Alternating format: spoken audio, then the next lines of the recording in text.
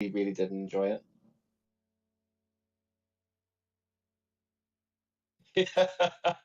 Well, we'll not comment on the legitimacy of Master League specials for factions, but yeah, I didn't enjoy my time as Spirit League specialist. At least in the meta back then, in the meta, it was before Native Queen.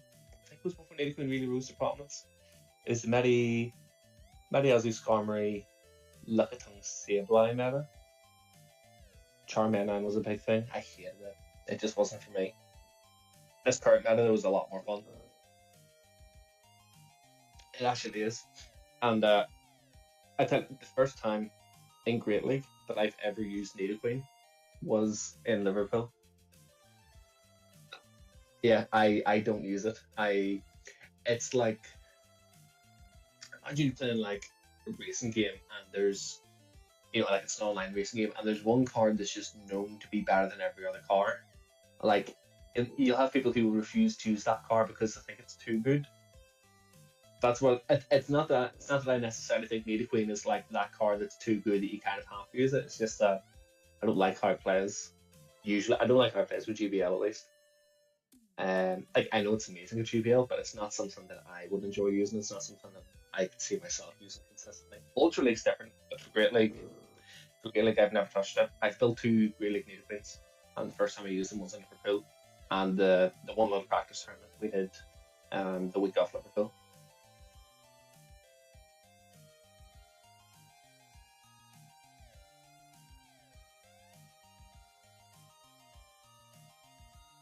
Yeah.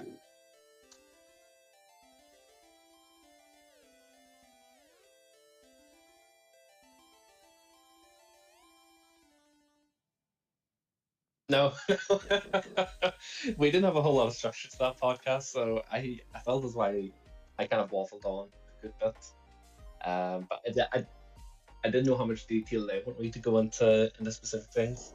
Because I know they're recording it through Zoom, and because we're 3 people in the meeting, and they don't pay for Zoom, you're only allowed to do a meeting for 45 minutes, and then it cuts out. So I didn't know if they were only doing 45 minutes or if they were looking to do an hour and 30 minutes. But looking at the first 2 episodes they've done, they're both like an hour and 10 minutes or so. So I didn't want to push any longer than that. But there's a lot to talk about if you want the details with regards to the video.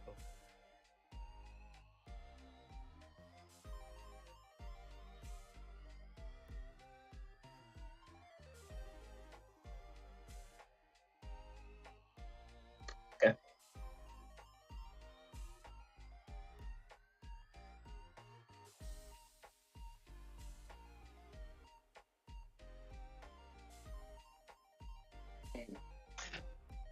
I think I'll probably do it in the same sort of sense that I would approach my locals with it. So my locals mean like our self group for Northern Ireland. So it'll be a case of very general and simple information to follow at the start, and then you go into things in a bit more detail, and then I give an explanation for that detail so that it's not just a case of me telling them what to do, it's a case of me explaining why this is the way it is or why you want to play something this way. So they have an understanding of the mindset behind it and not just the do this because X, Y, or Z reasons. Yeah, and I really like that. That's something that I try and do with like when I'm talking in GoCast and on my own stream is I don't like pigeonholing things into black and white. This is good and this is no good. I like to like give an opinion and then I'll help people to be able to think for themselves and decide for themselves whether something will work or not. Yeah, it's like do you know Rand Swag's videos, the Yes. PvP deep dives that he does? So I think that is amazing content. I really enjoyed those videos. I really enjoyed the idea behind them. Yeah. And I do that kind of thing for most community days for our local group. And for if new Pokemon come out, if they're going to be worthwhile getting, if they're going to be at least some part of the meta, I'll do that same information, that same deep dive for them. But I always want to explain it as if it's not just go for these 10 specific IV spreads. Mm-hmm. It's a case of trying to explain this is what you can win, or this is what matchups can change with these IV spreads. Mm-hmm. This is also what you lose with these IV spreads. This is maybe why you want this attack range. This is maybe why having defense on this thing is more important. This is maybe why, 0, 15, 15 or something like that is what you're looking for. You may be looking for like a 1, 15, 4, really low HP. You really want to crack up the defense. Just in a matter of explaining, why you want to do that, and not just say, go get these IV spreads. So again, totally. They understand the reasoning behind it. Completely agree with that thought process.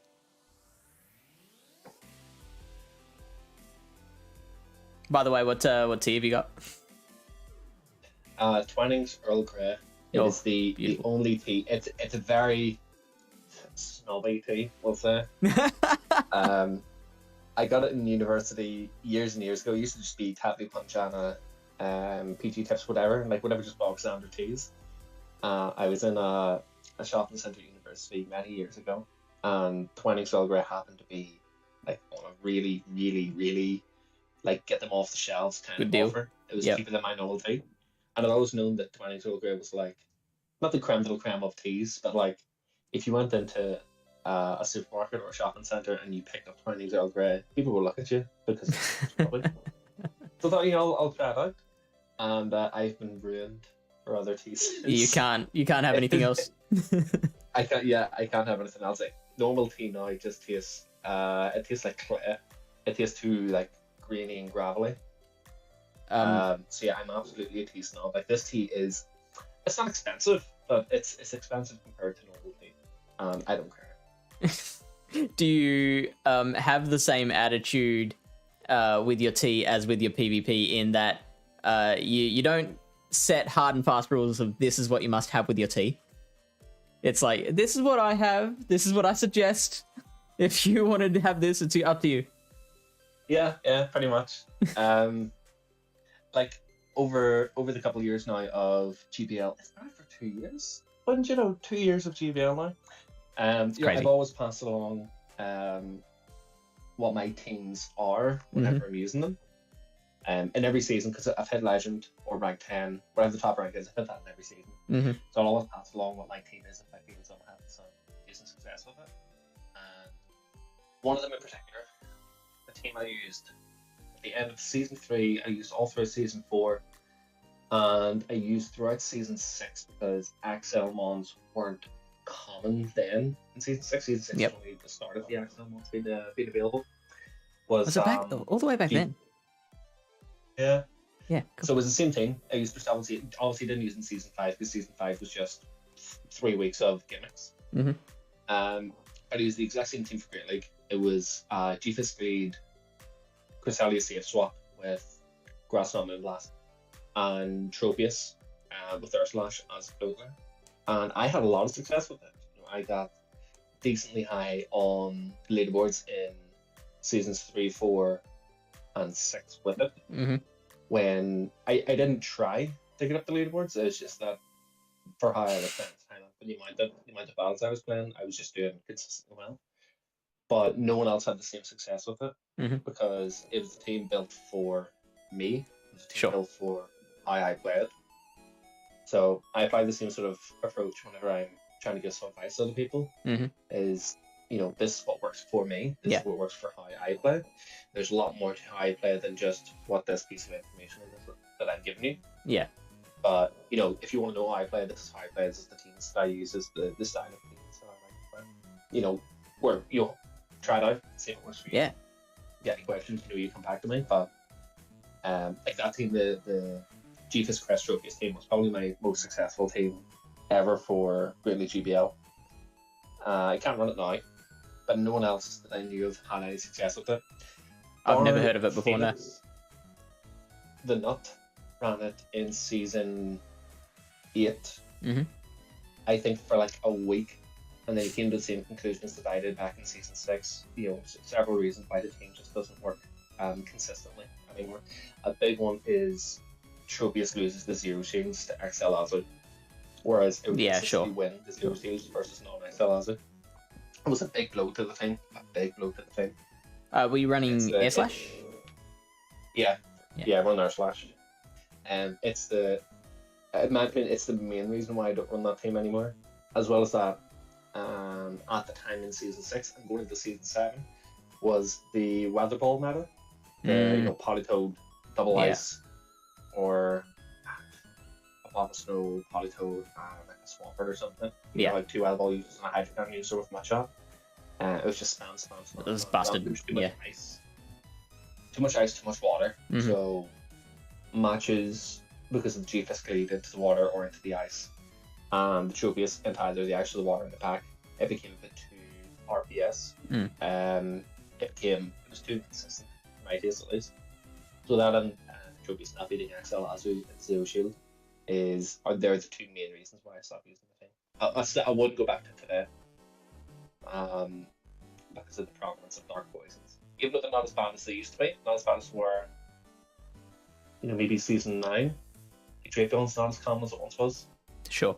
But like Drapion breaks, Cresselia, Tropius, and single one very, very handily. Here's something sorry, go on. I think it's like 2 crunches into G-Fisk. If Yeah. you like swap Crest in, card swap Drapion will beat the Crest, and then probably get 2 crunches off the G-Fisk, in which case then you're relying on the Tropius too much. Yeah, totally.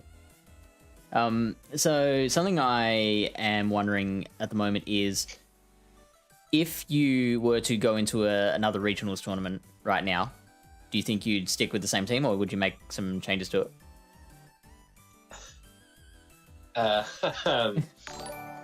For my own personal reasons, I shouldn't answer this because I might be going to another regionals. Okay, sure, yeah. But if there's no large shift in this current meta, bloody right, I just use the same team. Okay. I love my team. It could be better. The 6th slot, the DD slot. I think I could do something better with it. In my opinion, it's the weak link of the team. But if I was going to Frankfurt Internationals next weekend, which I'm not, I would just run the same team. As in, you're not wink, or you're actually not? No, I'm not. Actually, with the organisers for the internationals had asked me at the start of the month if I wanted to participate as a judge for the internationals. Oh.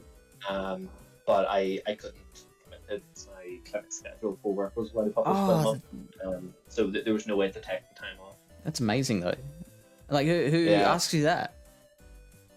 The individual who is running the entire tournament, either for Play Pokemon or who's running the event for Pokemon Go for Play Pokemon.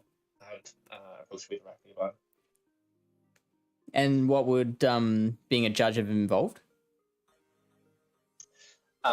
So you have to staff for the tournament, so directing players, answering players' questions, collecting their registration forms, making sure that everything's nice and well under control. If there is the ability to the social distancing, depending on whatever the rules are for Germany, make sure that people adhere to those rules. Yeah. Make sure that players are able to find one another for their matches. Because that was a wee bit of an issue for Liverpool, at least within the first 2 rounds. Primarily, it would be for disputes. Because in Liverpool, there was no experienced staff. There was no experienced judges. They were all from a TCG or a VGC background, but they didn't know Go at a high level. They didn't know of the issues that Go has. They didn't know, they had an awareness of what Silph was, and they could very easily look up Silph rules, but they don't actually know what these situations look like in Go to look at recording. It's one of the big pieces of feedback that Stan and I gave to the judges and to the Pokemon Company International representative was that they need to have at least one person who really knows the game inside and out at these tournaments as staff, if for nothing else but to work as a judge, to look over and to resolve and give rulings over disputes. So we already knew by the Liverpool that Leandro was at. Oh, might have lost you. Asked to do. Oh no, you're back. So Leandro at that point had already been asked to judge the Bremen regionals at the end of May, which is fantastic. And he has since also been asked to judge the Frankfurt Internationals next weekend. I'm not too sure if he's been asked to do Lille. The Lille regionals in the second to last weekend of May. I've been asked to do it.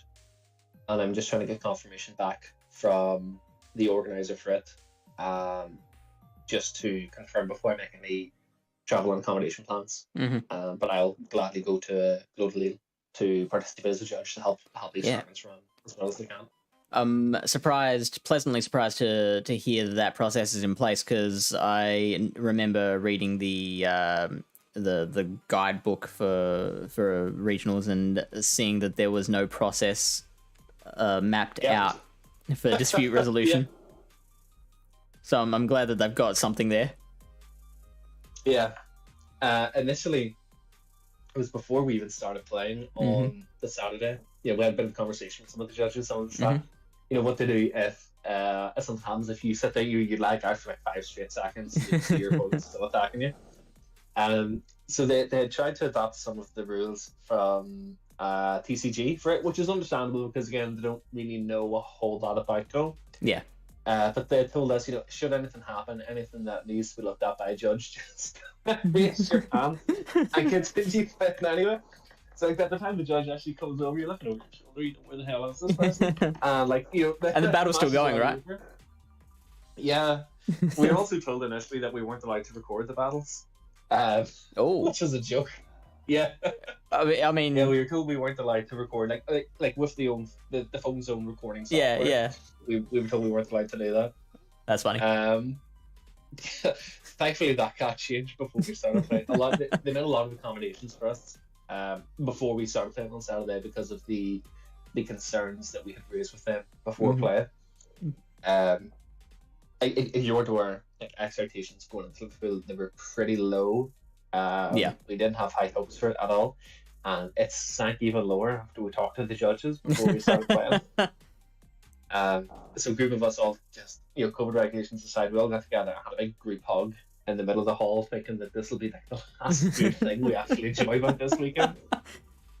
But the head judge, he got on the microphone like 10 minutes later and read out some changes to rules and how the tournaments will be run. So you're allowed to record what happened for disputes and field things to make it run smoother and be more fair.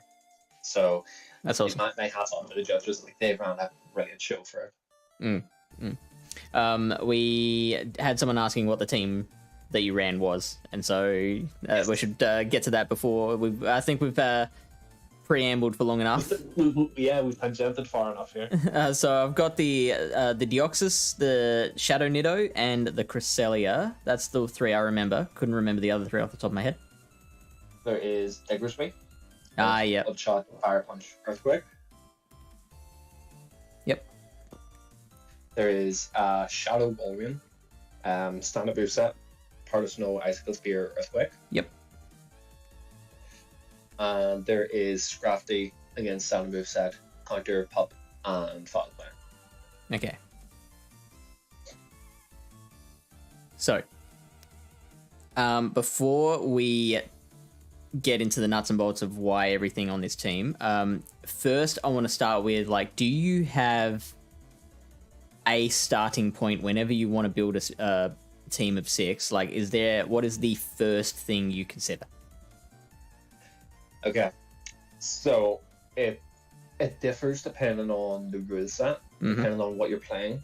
So, like, back when I did play Silph actively, my approach to every Silph meta was different from the previous one. Sure. And going to Open Great League Note, this Pick 6 Choose 3, it was a very different approach, a very different mindset for going into it. What I tend to do is first identify the meta. You know, what do I expect people to run? What do I expect to be the most common Pokemon? What do I expect to be the most common cores? What Pokemon do I expect to be run around that common core? For Liverpool, it was a wee bit different. If you listen to the Silph Time podcast, I'd given sort of the 3 sort of overarching pillars by which I built the team. Was specifically for this, just because it's Open Great League, I wanted to choose Cresselia. I don't want to support Cresselia well. I wanted to be able to try to fight Cresselia in most battles because I think it's massively, massively underrated in this current meta. The second was I want to not just beat the meta core of what I expected Champion plus Registeel or Registeel plus Sableye, just Regi Ghost in general or Regi Double Ghost. I didn't just want to beat that core. I wanted to have a consistent positive matchup against the team that I expected to be built around that core.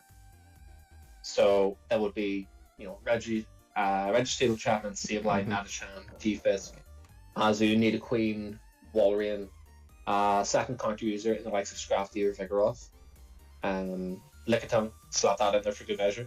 I wanted to have a team that could consistently beat a combination of those six, but a combination of those six that made sense, not just any combination of those six. A combination of those six that, in my opinion, would be a well-functioning team.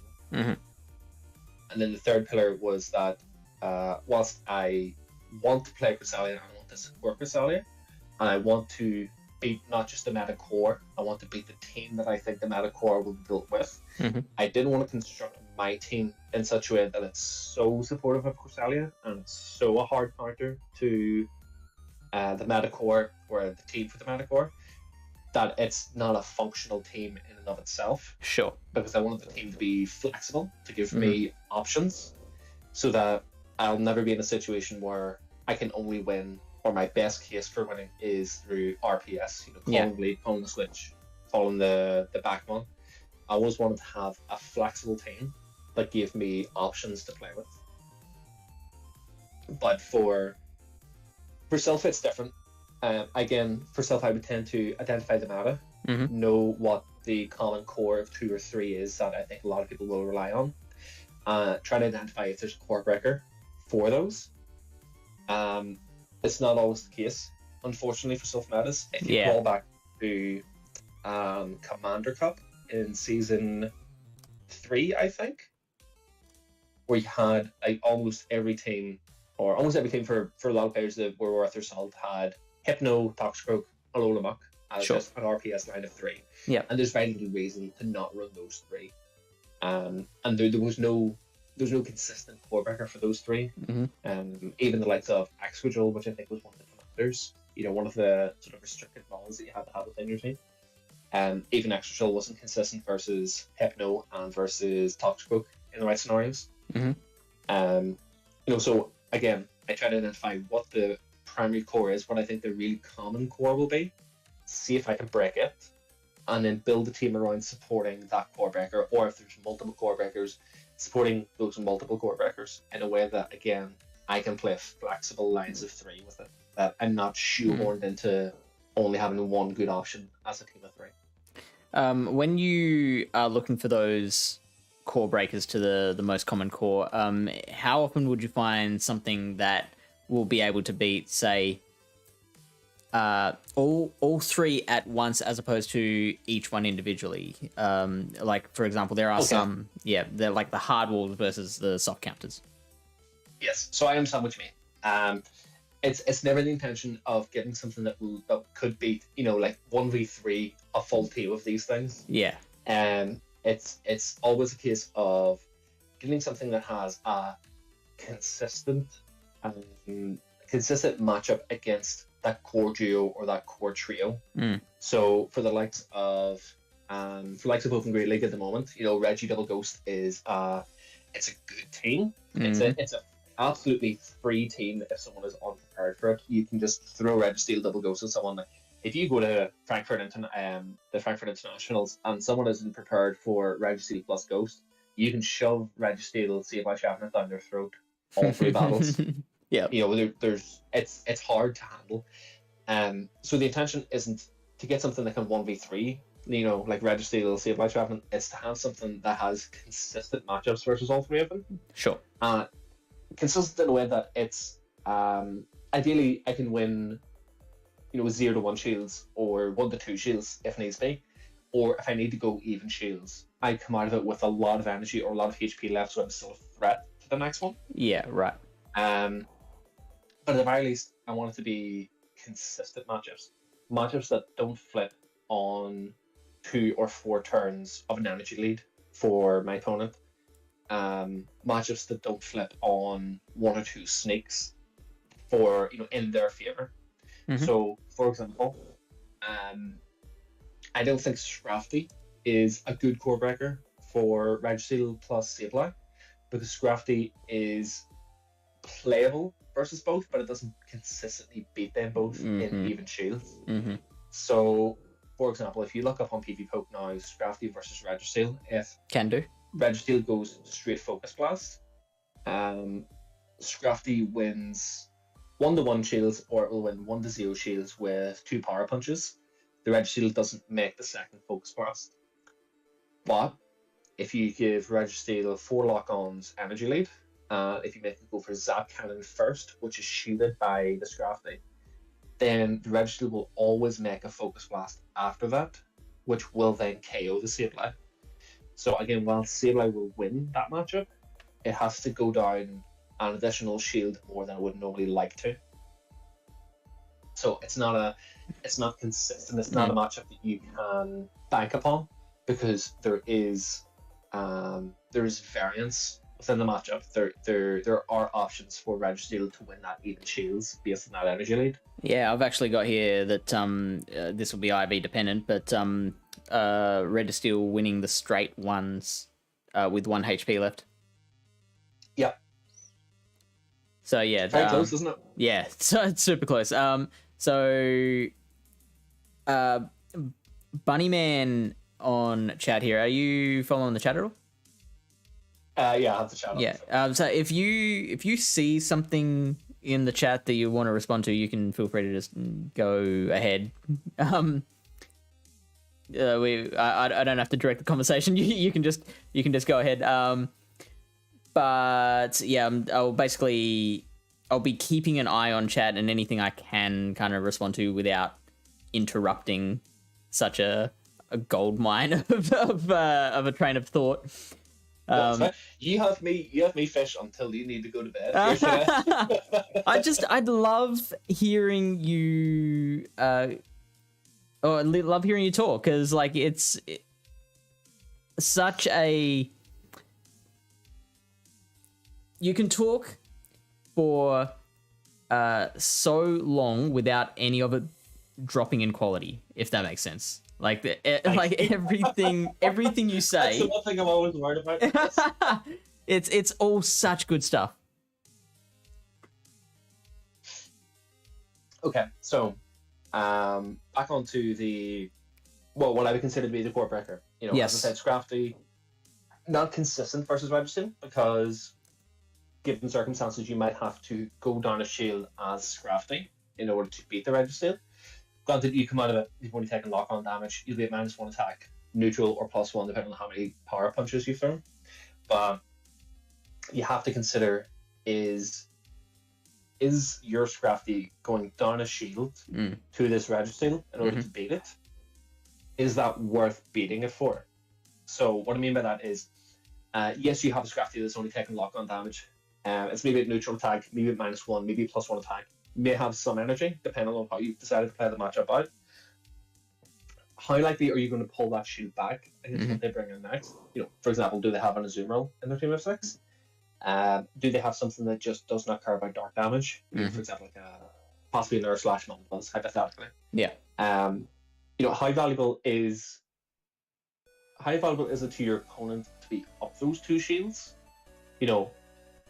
Rather, how valuable is it for your opponent to be up 1-0 shields against you versus you winning switch in that scenario? Because you could play it a different way, where you have weakened the Registeel quite a bit because of the counter damage, and then you could consider trying to farm the Registeel. You give up switch in exchange for this energy lead, and you have to read, how valuable is that to you? Yeah. Can you run away with this match because of this energy lead? Can you safely get this energy lead without having to commit your own energy? Can you safely get this energy lead without having to risk taking a Zap Cannon from this Registeel? It's a very situational thing. Yeah. Notice that. Sorry, go on. No, go ahead. I just noticed that despite all these potential issues that you've brought up with Scrafty, you did decide to pick it for your team. Oh yeah, I absolutely shoved it down the throats of most of the ones I play it, because it's so good. It's so good for pick 6. It's more of Scrafty's more of a deterrent. It's really good for bench pressure, for trying to dissuade your opponent from playing certain combinations of Pokemon. Okay. But it's fantastic in the back. It's fantastic for closing out a game. Once similar to GBL with the likes of Nate Queen, like a Tongue Scrafty, or those kind of Eddie B teams where you lure out the fighting type of like a Tongue or number one or something. If you can get Scrafty's main opposition out of the way, then Scrafty can run train.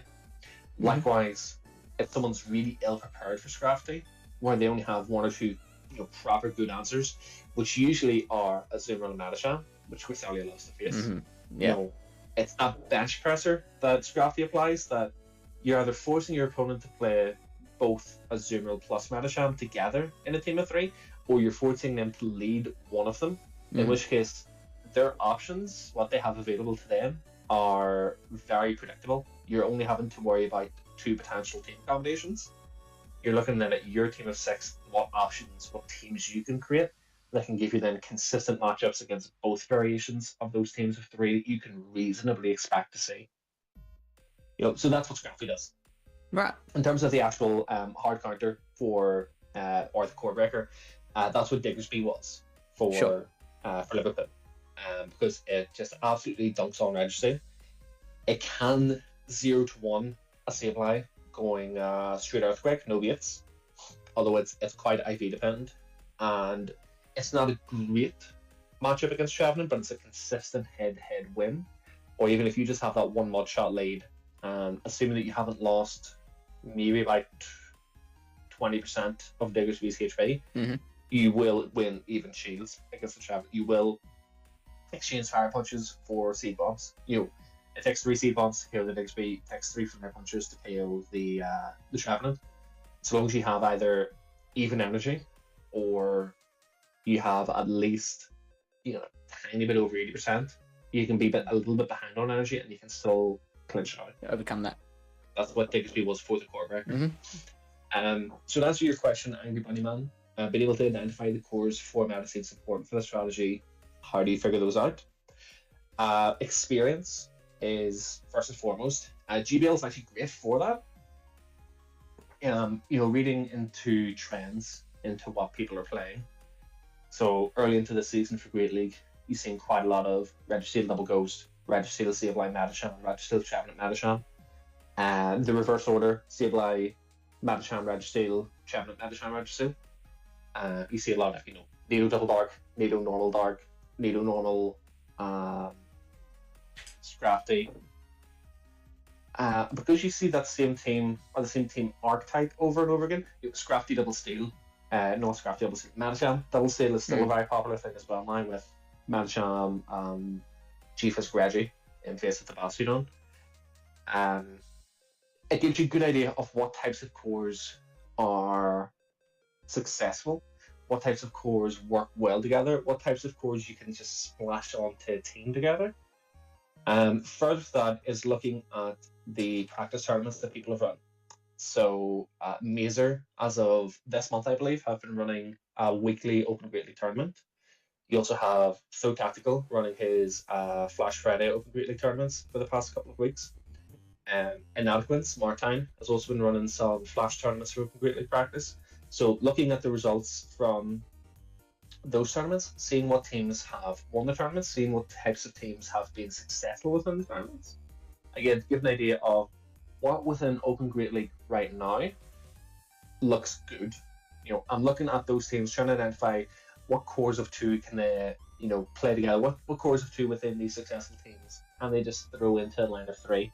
Is there like a really good team of 3 that you can notice within their team? Like, do they have Coffergurgus plus Drapion plus Amandabuzz within that team of 6? Because that's a well-known team of 3 that functions quite well together in the absence of certain particular threats. Aside from that, then you also have the likes of I think PV Poke has gotten some information from Silph regarding factions usage for the Open Great League Specialist role. Although it is a little bit outdated, because I think it was before, a lot of the information came before registered against Adcan, so its usage is quite low down compared to what I had expected. But again, is that online information somewhere? It's on his Twitter. Yeah. It shows G-Fisk has like a 57% or so usage amongst, I think it was amongst Diamond tier Open Great League specialists. But Registered was only down at like 16% or so usage, which again, I feel as though a lot of the information, a lot of the data has come before Registered got that kind of. But again, it gives an indication of what's popular, what's used together. Was Steel plus Metachamp, was Steel plus Metachamp plus Ghost, Steel plus Ghost. You can see the decline in the Zoom rule. You can see the rise in things like Lickitung. You can see the rise in Drapion specifically. But a big part of that, as I said, Anti-Bountyman is just experience.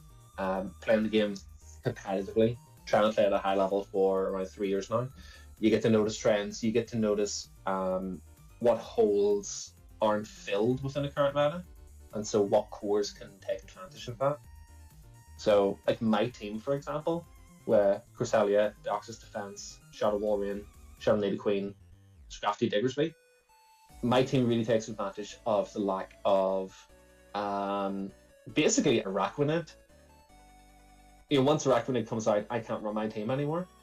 But my team really takes advantage of the lack of bug representation, especially bug with good coverage. So, like, hypothetically, something like a Pinsir can hit 5 out of 6 of my team for super effective damage. But it doesn't. But who's ever running a Pinsir? Yeah, nobody plays it. Heracross, for example, as well, can hit 5 out of 6 of my team for super effective damage. Actually, 6 out of 6 if you want to include Earthquake from Nidoqueen.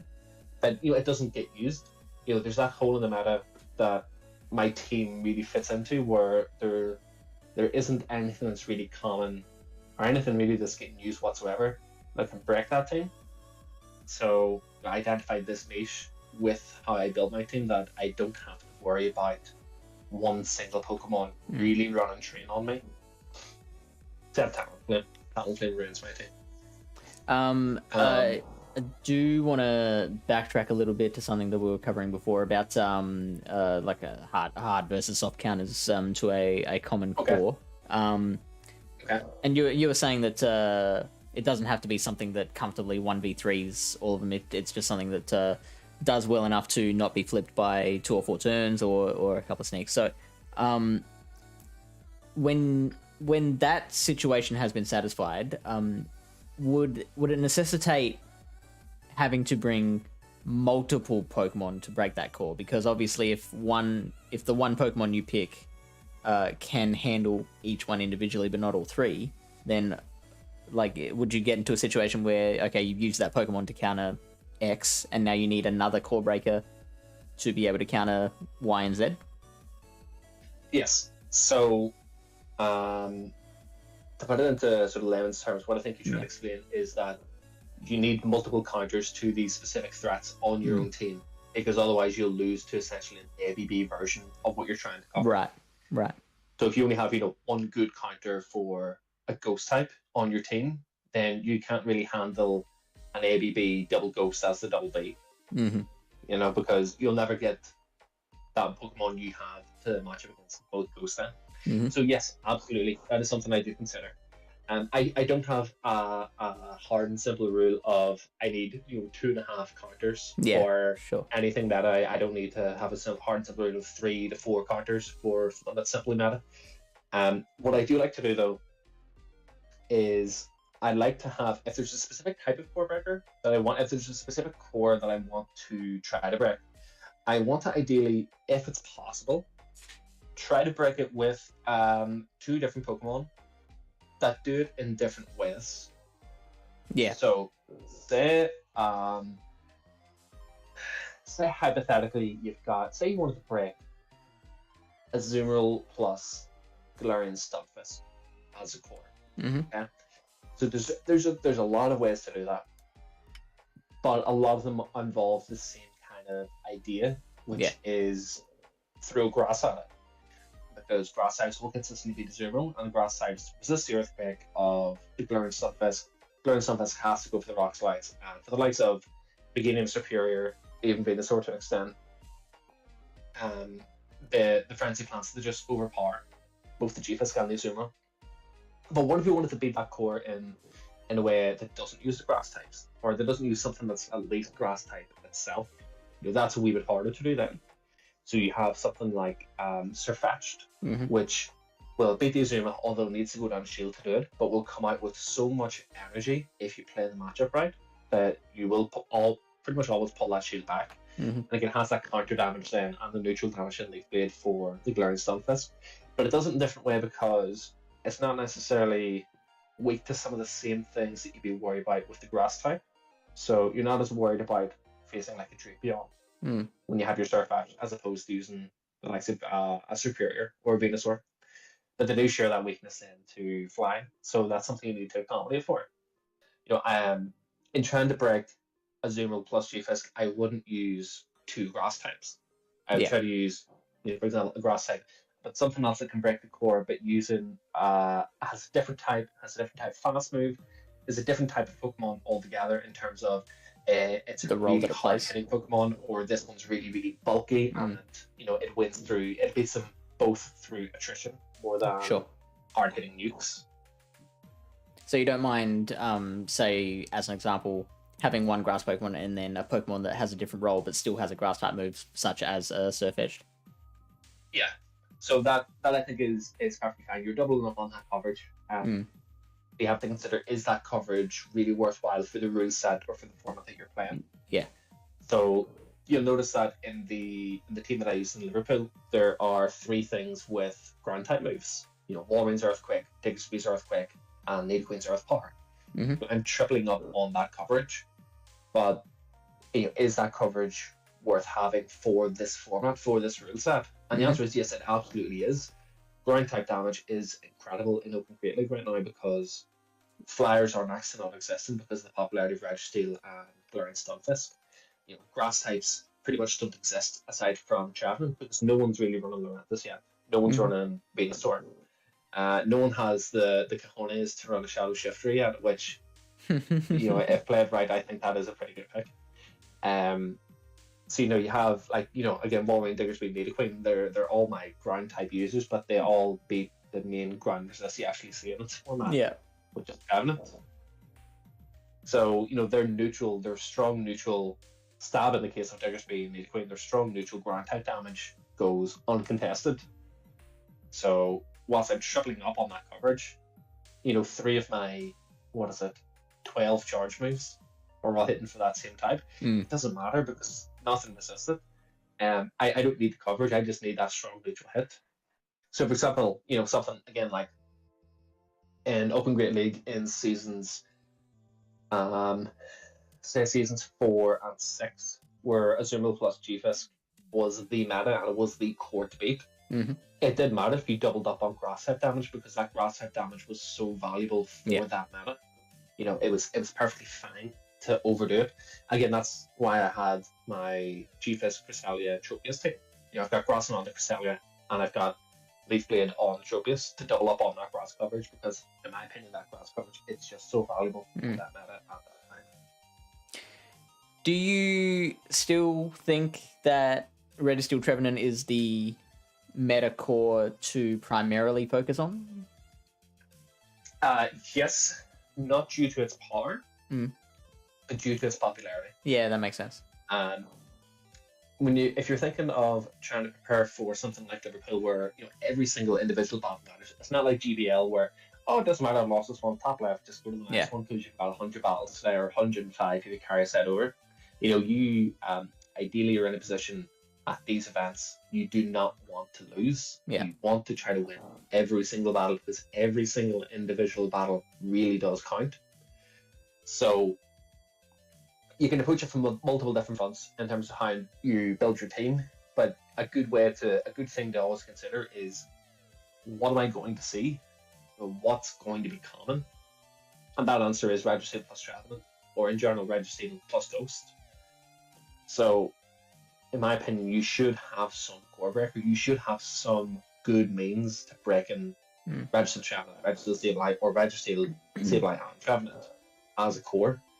Because if you don't, you're kind of shooting yourself in the foot because it's really common, because it's a very easy core to play. It's a very effective core. Yeah.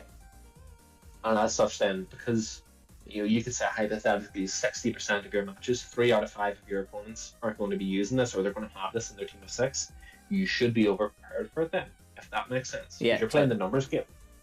And you did find you could when you played Liverpool, you did find that say 60% or a good proportion of people were running those two?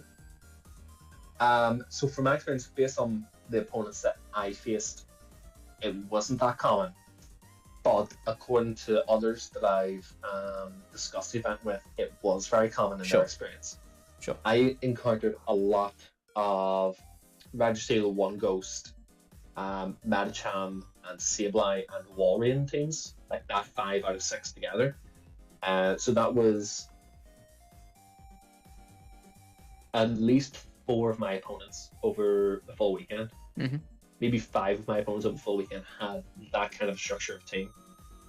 And thankfully, because going back to earlier about how I constructed the team, or how I constructed my team, that was specifically the style of team that I wanted to be. Was Registeel Ghost, Medicham, Azumarill, like a Walrein, G-Fisk, Nidoqueen, whatever.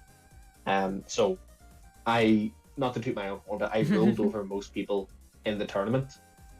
I had one narrow loss in round 2 to someone who had a Talonflame and a Toronto Low Ninetales, which the combination of which gave me a lot of trouble. But in rounds 1, my opponent had a fairly meta team. They got ran over. Round 3, my opponent, Peppy had a very meta team and had nothing for Cresselia plus Sticker Speed because it was the team. His 6 was what I had prepared for. Yeah. My round 4 opponent, Ravi Shing, had a very meta team. Again, had very little for Cresselia plus Sticker Speed or Cresselia plus Scrafty and got rolled over.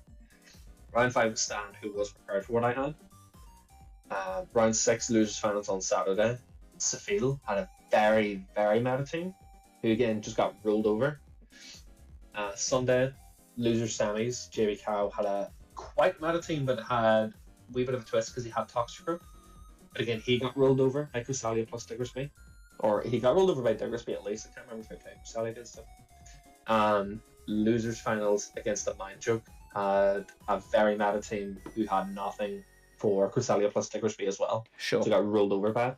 So again, because a lot of my opponents had similar structures of things, aside from my second round opponent, that it was what I had prepared for. It is what I expected people to play. I had played this numbers game of, again, hypothetically, if 60% of my opponents are going to have this style of team, I want to make sure that I can beat 60% of opponents very consistently. Makes sense. But also try to build a team so that it's adaptable enough for that other 40% that you have some options against them. You're giving yourself as much play as possible. Because if you have a team that can't handle Registeel plus Ghost or Registeel double Ghost or Registeel Medicham and a Ghost, again, you're building the wrong team. Because you will see that. And if you can't handle that consistently, then you're in trouble. Okay. Next question for me is I, when I'm team building, fall into this trap a lot, and I know it is very, very common among players of like my level and below, which is looking on PV Poke for like the feeling a need to have 2 X's next to everything, and once you find that, you're like, my team's done. Yeah. And so I noticed that this team that you've got, it has three really, really common picks in Medicham. Oh no, so we'll go 2. Medicham and Sableye. You've only got 1 counter for. Altaria and Lorantis probably not as common, but still you've only got 1 counter for them according to PV Poke. Like, now, do you look much at this? And for someone like myself who is in that mindset of, okay, well, I need to adjust this team because I've only got 1 counter, like, how would you advise just changing that mindset enough so that you're not quite stuck in that hole? Okay, so do I use PV Poke's Team Builder for building teams for Silph or for this Open Great League 2-6? Yes and no. Okay. And primarily no. Okay, great. So a lot of how I build teams is just based upon my own knowledge of the game, my own experience of the game. Instinct. How I like to build teams. Yeah. Because I it seems that how I like to build teams doesn't really translate to PvP folks. Their rankings for a team. It doesn't really translate all that well because I think this team is just like straight Bs. Although at one point, this team was, or a variation of this team was AABA on PvP folks team builder. I personally don't pay attention to that because again, it's just not it's not how I want to build a team for me for how I like. So, the likes of the matchups that you have here in front of you, that it appears that there's only one good answer to Metachan on the team. Okay? In Chrysalia. And Chrysalia, for whatever reason, doesn't have that big, massive version of that axe that shows that the Chrysalia dominates the matchup, whilst it absolutely should. If you aren't aware, what that axe, or what the larger filled-in circle indicates, is that your battle rating for winning that matchup in the 1-to-1 shield is over 700 or over 750 or something like that, I think. Okay. It shows that you win that 1-to-1 shield with, like, I think 40 or 50% of your health left, or something like that. So, in your experience, Fish, yes, you're the Metachan. You lead a Metachan, and you encounter a Deoxys defense lead. Who do you think's going to win? DD. Is what I think. But PvP Poke will tell you otherwise there based upon the moveset of the Deoxys defense because it has Rock Slide instead of Thunderbolt. And this is what I know Metachan's moveset. So this could be a Pop Psychic Metachan where it gets Pop Bait into 1 or 2. I think it's Pop Bait. If it so happens, I think it's Pop Bait on 8, Psychic on 8, and then a Pop is enough to finish off a DD because I don't think you need to go double Psychic. Okay. So yes, theoretically, this Metachan will be Deoxys defense, but will the Metachan player ever want to play that matchup out if they can avoid it? If they have better means of handling DD? Probably not. Yeah. It also shows that Metachan will beat Shadow Nidoqueen, which is also moveset and gate dependent on both sides. So for Metachan, it depends if it's running Psychic and Ice Punch. Is it running Pop and Psychic, or is it maybe running Pop Ice Punch, the old Season 1 Silph Metachan moveset? Is the Nidoqueen going to go for Poison Fang on 8 to beat an Earth Bar to try to pull a shield, or is it just going to go for double Poison Fang and farm down? You know, for the likes of the Shadow Nidoqueen versus Metachan, from my perspective of building the team, I understand that I'll probably lose the 1-to-1 shield, but depending on the team, depending on what I need Nidoqueen to beat for my opponent's specific team, I'll gladly just throw 2 shields on the Nidoqueen, knowing that I'll take 1 off the Metachan. I'll probably take 1 off whatever comes in next, because nothing wants to take the Earth Power from Nidoqueen in this current meta. And if it does want to take the Earth Power, if it doesn't mind it, it doesn't want to take 2 Poison Fangs plus all the Poison Jab damage. Yeah, right. So, whilst yes, on paper, I can show that Metachan can beat Nidoqueen into 1-to-1. But again, is moveset dependent and is speed dependent on both sides. The consistent way of playing that matchup for me is I can 2-shield Nidoqueen, take 1 shield off the Metachan if needs be, and I'll either put a lot of damage into the next Pokemon, or I'll take the shield back off it with the threat of an Earth Power or the threat of multiple Poison Fangs. On the other side, though, you know, say perhaps I know that this Metachan is Ice Punch Psychic. Let's say that depending on what their team is, I know that I actually don't need Nidoqueen to beat this Metachan. So what if I just play out a 1-to-1 shield as Nidoqueen and intentionally lose, so that I have opportunity to farm down the Metachan, because maybe that energy on something on my team is actually more important than my Nidoqueen beating their Metachan. You know, maybe that's my best or my safest win condition, is to have this energy lead on this other Pokemon despite giving us switch advantage. So again, it's very variable because it's dependent on what my team of 6 is and what my team of 3 within that 6 is against their team of 6 or the team of 3 that they're going to build with this Metachan, and it's dependent on that one specific matchup. But it's not always a case of, you know, yes, Metachan beats Nidoqueen, or no, Nidoqueen will beat Metachan. It's not just black and white like that. It's very variable. those are things I take into consideration whenever I build a team. I don't just want something that will always be X, Y, or Z. Yeah. Because depending on how the match plays out, depending on how my 6 lines against their 6, depending on what I predict their -3 is based upon their first and second Pokemon, or even just off their first Pokemon, I'll maybe think that in this example again, maybe I don't need Nidoqueen to win this matchup. Maybe I actually would prefer if Nidoqueen loses this matchup because, as I said, I could get a farm with something else. These concepts, such as if I if I play a matchup this way, then the opposing Pokemon will be left with about 20% HP, which leaves it farmable for this Pokemon to be, which will then allow it to beat the backline, etc., etc., etc. Are these things that you study to learn, or is it more just imbibed through constant battling, or is it discussions with other battlers? So it's primarily through imbibed through experience. Yeah. It's primarily not just that I've played it through GBL or through some previous self tournament where I thought, oh, that's really interesting. I didn't know that I lost this 1-to-1 shield because obviously I'm a player who bats by the rules. I don't win things after the tournament starts myself. Yeah. To harken back to the last GoCast podcast episode.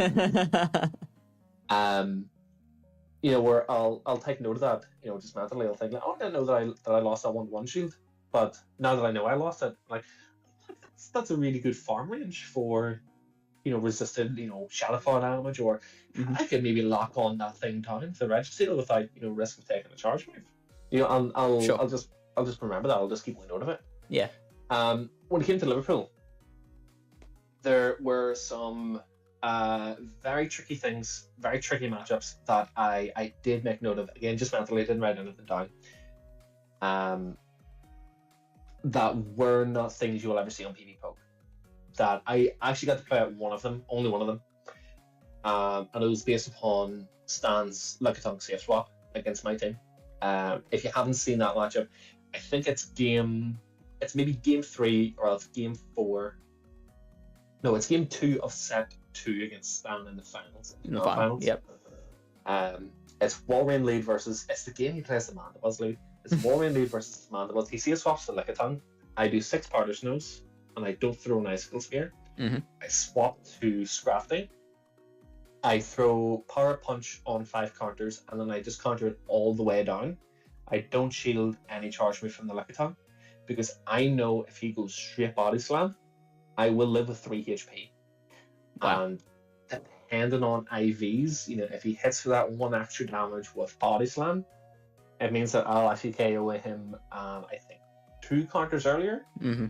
So I know that no matter how this matchup plays out, I can play it like this. I know that no matter what his IVs are, I can play this matchup out this way where I get my Scrafty into the Lickitung that's trapped, despite the energy lead, because I just have this massive energy lead now on Walrein versus whatever he has. If I get lined up against the Mandibuzz again, then great, but if I need the energy for something else, even better, then I can play it this way and give next to no farm to anything else afterwards. I'm still getting my strength to beat the Lickitung, despite the lead that I'm giving the Lickitung. That was the one really tricky match that I actually did get to play out. I sent that before the practice tournament I did on the Monday before Liverpool. I was quite happy that I actually got to I had an opportunity to show it off. It looks really close because the Scrafty has no visible HP. It is the tiniest little it's as thin as a hair. Very screenshotable. The red bit of HP, but it's a very tricky matchup. Yeah, and I like those kind of tricky matchups if they're consistent. And so you knew that scenario. You had that scenario in your head before going into the match. Yeah. So that was one of those things people in Pokemon never tell you about, that if you give something this much of an energy lead based on the damage that you've put into it already. So obviously I can't fit 6 Powder Snows damage on the Lickitung. Can I do this? And thankfully the answer is yes. I used to do a lot of that for season 1 itself. It was things that really give me an edge back in season 1, but I don't care a whole lot to do that much now. I care to find that out through GBL because it's a real life playing environment. Sure. And because GBL, it doesn't really matter. So I don't care if I lose matches for trying to test something out. Yeah, I just think in the back of my head, like Crusalia against like the Switch Locked Azu with like Ice Cream Player Off. I remember thinking many seasons ago, Crusalia can just win this down the chain if I time my charge moves really well. If I don't throw an alignment and risk the Azumarill getting bubbles sneaking through, I wonder if I can win 0-1. And turns out with my IVs, yes, Crusalia will win 0-1 against an Azumarill that doesn't have Hydro Pump, which is bloody fantastic.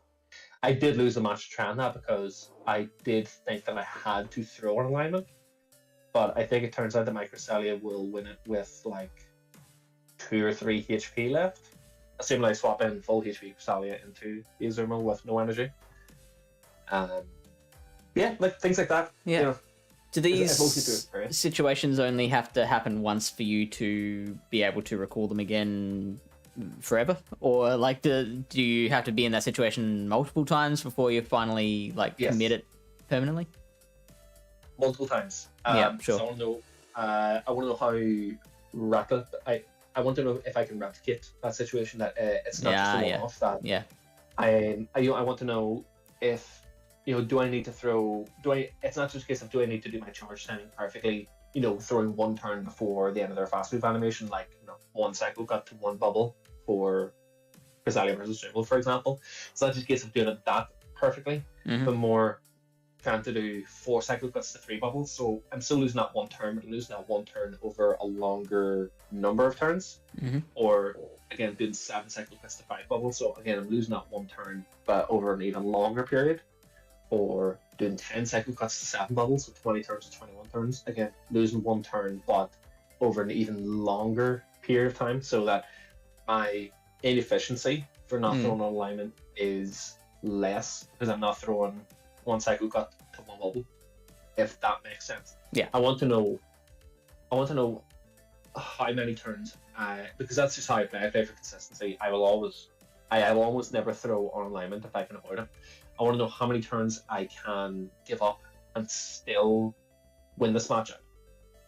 So again, for the likes of the Crusalia versus Azumarill, it depends on how much of an engine the Azumarill has before the Crusalia comes in. So again, I don't know if I can do the 10 cycle cuts to their 7 bubbles, because maybe they throw a charge move before that, maybe they throw an alignment, so I don't gain 1 or 2 turns that way. I want to know, as I said before, I want to know if I can replicate that matchup, if I can replicate that scenario, to know that's something that I can rely on for how I play. So I feel like that's very like your brain must work a particular way. Yep. Yeah. This game is a lot of mental arithmetic for how I play it, at least. But I don't mind it. It's like for the most part, it's autopilot at this point. Thinking for Liverpool was a bit different because I had the opponent's team sheet in front of me, because whenever I do Silph, I just do Silph off my phone, so I don't even have like a computer or whatever open with their sets, so I can reference that mid battle. So it was a bit different with Liverpool because I had their team sheet, so a lot more of the thinking instead of the mental arithmetic part was again looking at their team sheet and trying to decipher what their full line of 3 could be off just their lead, and then being able to tell the third Pokemon quite easily based off their second Pokemon on how they switched or how they played their first and second Pokemon together. And people, I don't want to say people made mistakes because their teams made sense from like a GBL perspective, and they made sense from like an ABB type of perspective or double covering for your lead kind of perspective. But you could tell very easily what someone's third was in almost every battle, depending on how they played their first 2 Pokemon together. But again, that's something that comes from experience. That's something I struggled with for ages. Actually, I think for the first maybe 3 seasons of GBL, it was something I really struggled with. Was trying to decipher, trying to work out what my opponent's last Pokemon would be, so that I can formulate the win condition. What my safest or most likely outcome for winning is in my head whilst playing the game. So it's something I spent a lot of time focusing on that, and played dividends, of course. Okay. You brought up the Medicham Deoxys matchup in this particular chart, and how, like, if you're the Medicham user, you're probably not wanting to play that at it anyway. As the Deoxys user, knowing that in a kind of default setting, I guess, the Medicham can overcome the Deoxys, are you still willing to play that out?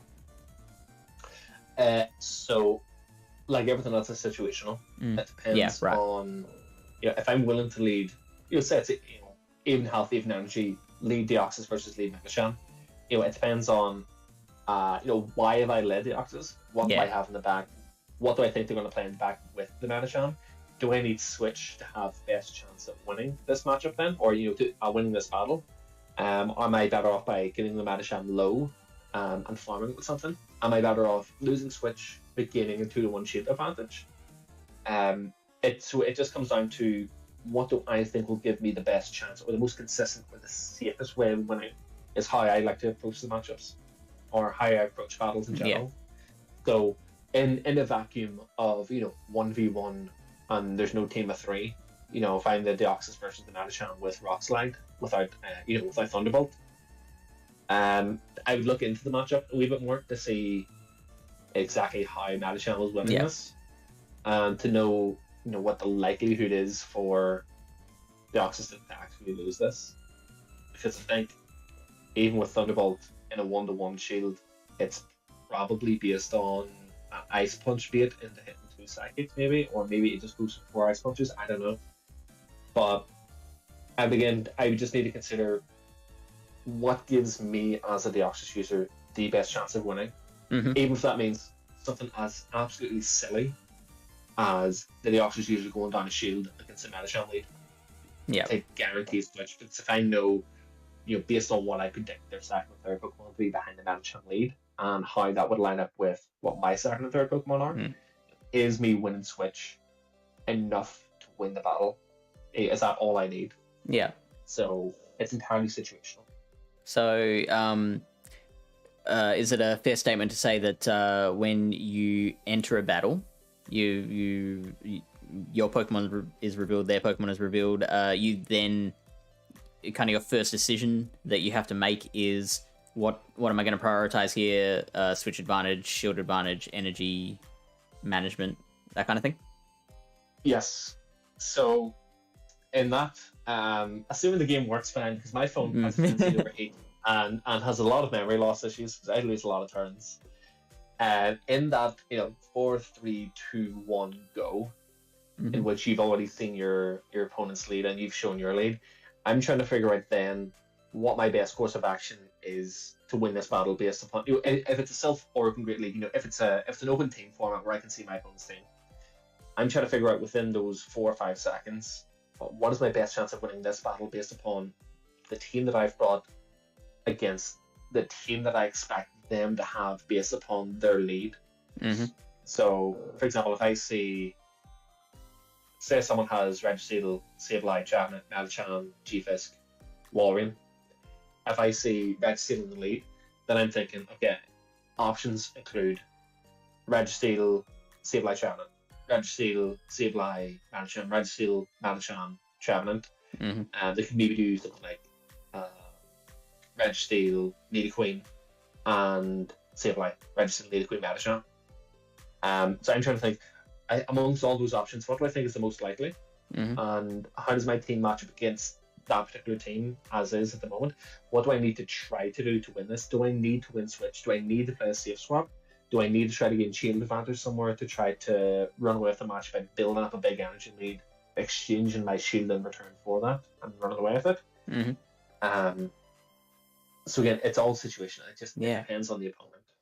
How often? It depends on what their team of 6 is. Yeah.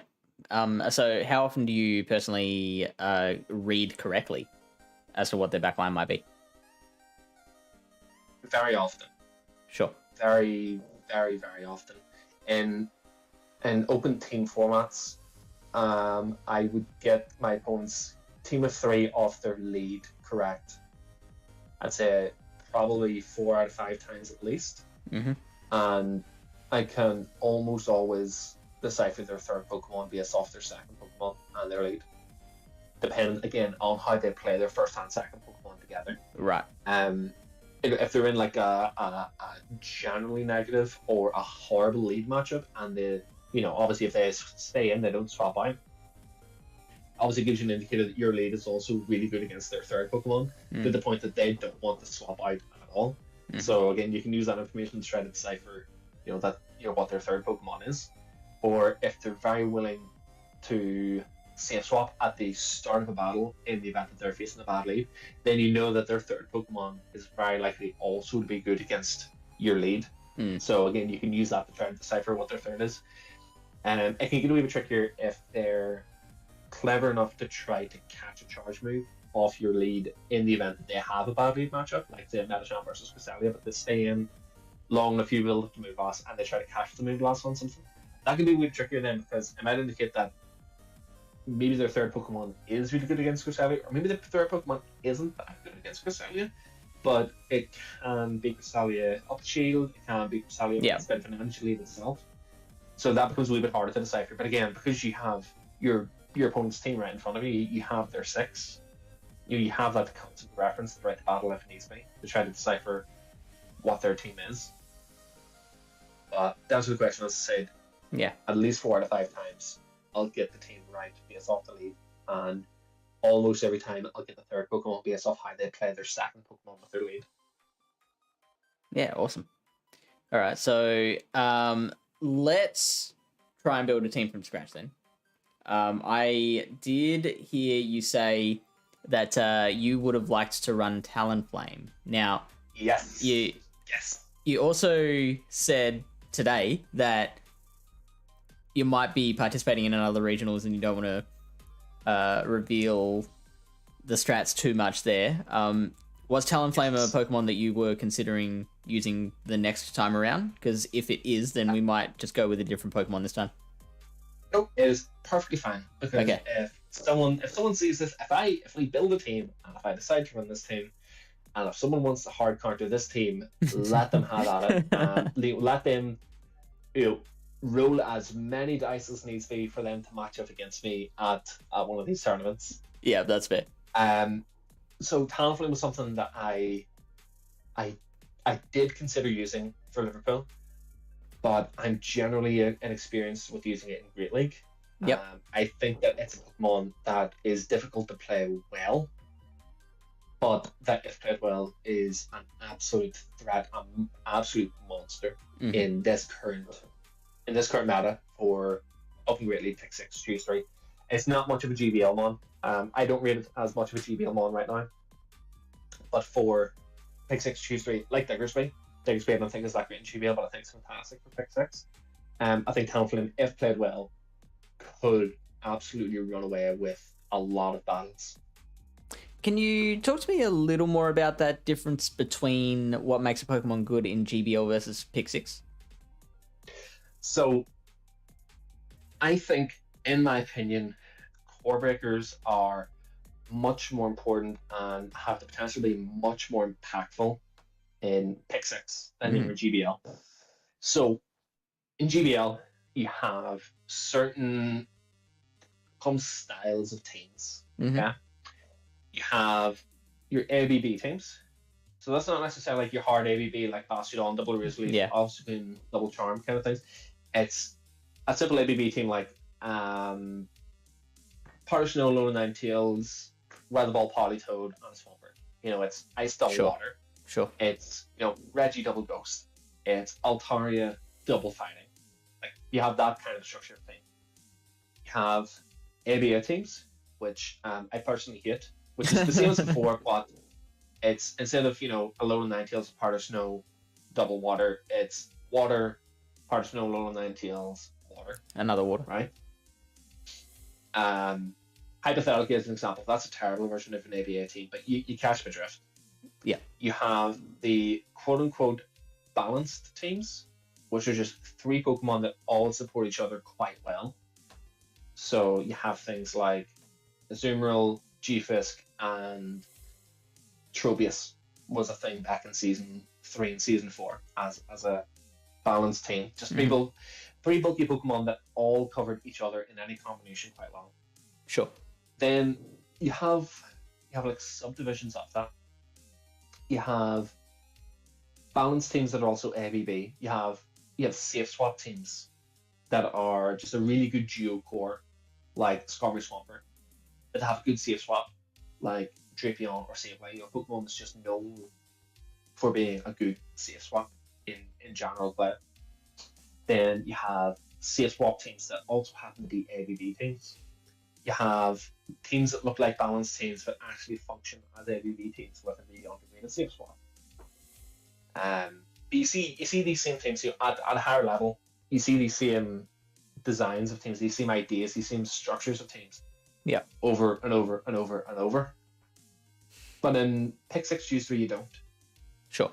In Pick 6 Choose 3, it's not just a case of building 2 GBL lines together and calling out your team of 6. Yeah. It's not just a case of having Swampert, Skarmory, Sableye, and Mancham, G-Fisk, Reggie. Yeah. And calling out your 6, you know? Because there's no strategy to that. You build 2 GBL lines. Mm-hmm. You know, it can be...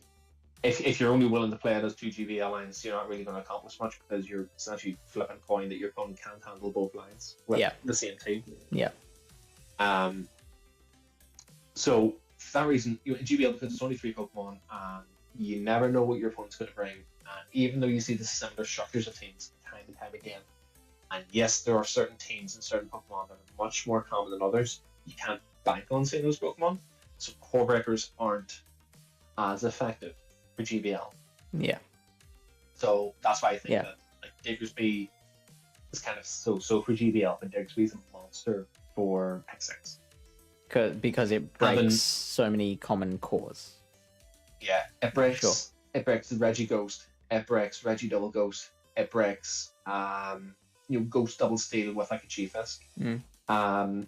It breaks Ghost plus Nidoqueen, Registeel plus Nidoqueen, ground spam with like Nidoqueen plus G-Fisk.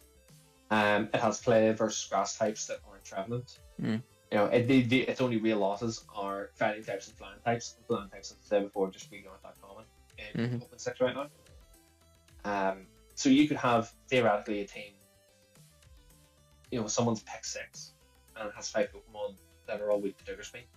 Maybe not 5 Pokemon that will all lose to Diggersby consistently, but they could have 5 Pokemon that are really vulnerable to Diggersby. You can have a team, Registeel, Sableye, Trevenant, Nidoqueen, and a Charmeleon Ninetales, and then something like a Medicham as their 6 Pokemon. Your Diggersby has really good playable positive matchups against 4 of them. Yeah. The Charmeleon Ninetales is vulnerable to the Diggersby, and you only have to worry about the Medicham. That's an error in team building on your opponent's part for not respecting or for underestimating Diggersby. Yeah.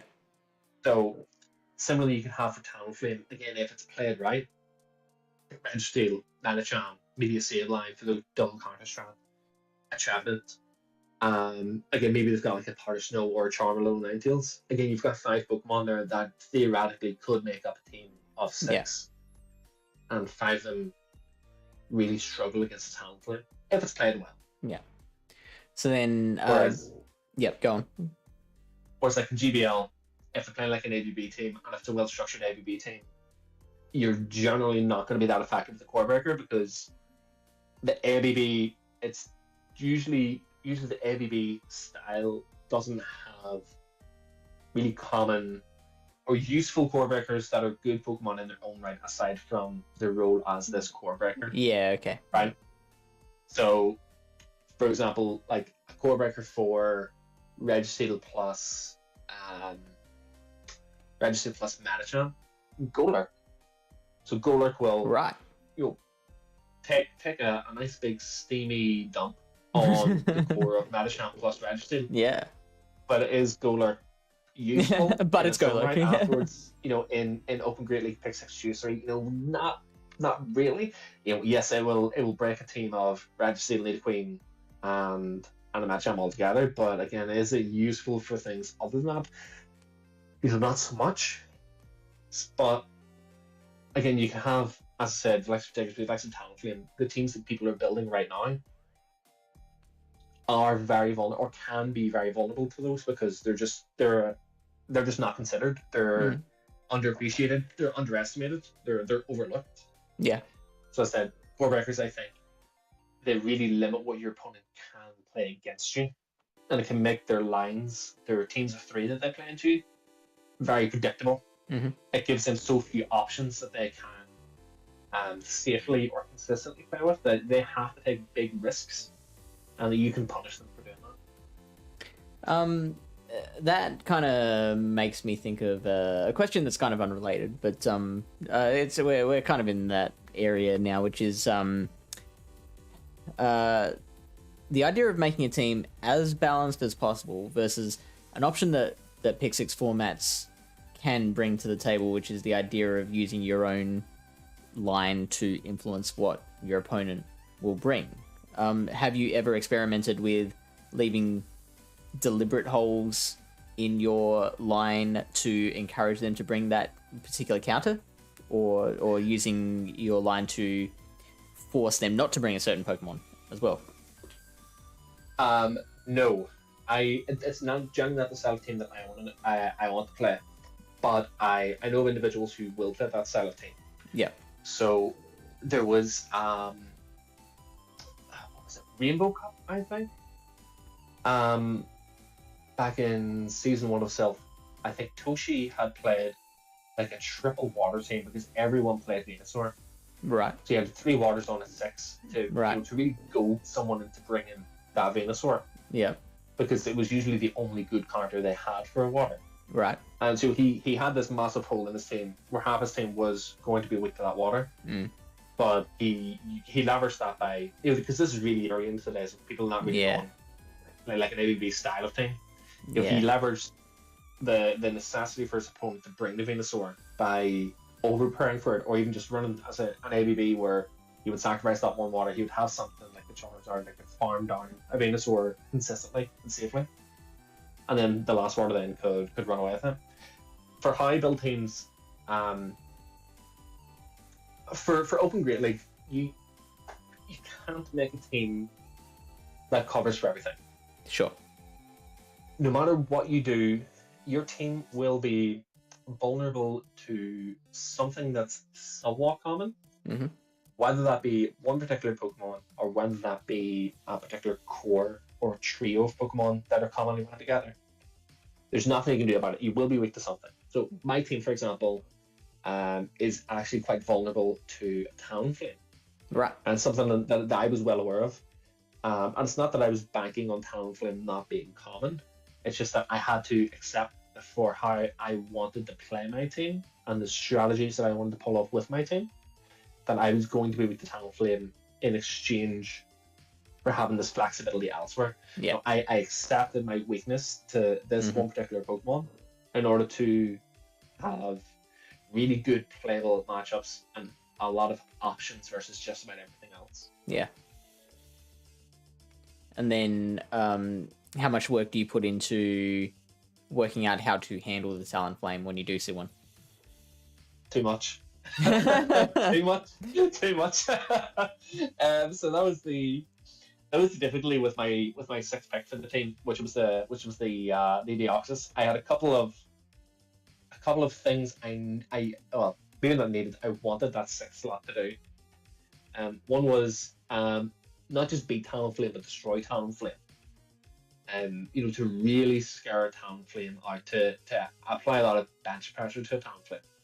I wanted it to be able to take a charge move from a Talonflame at +1 without having to shield, and still scare a Talonflame out.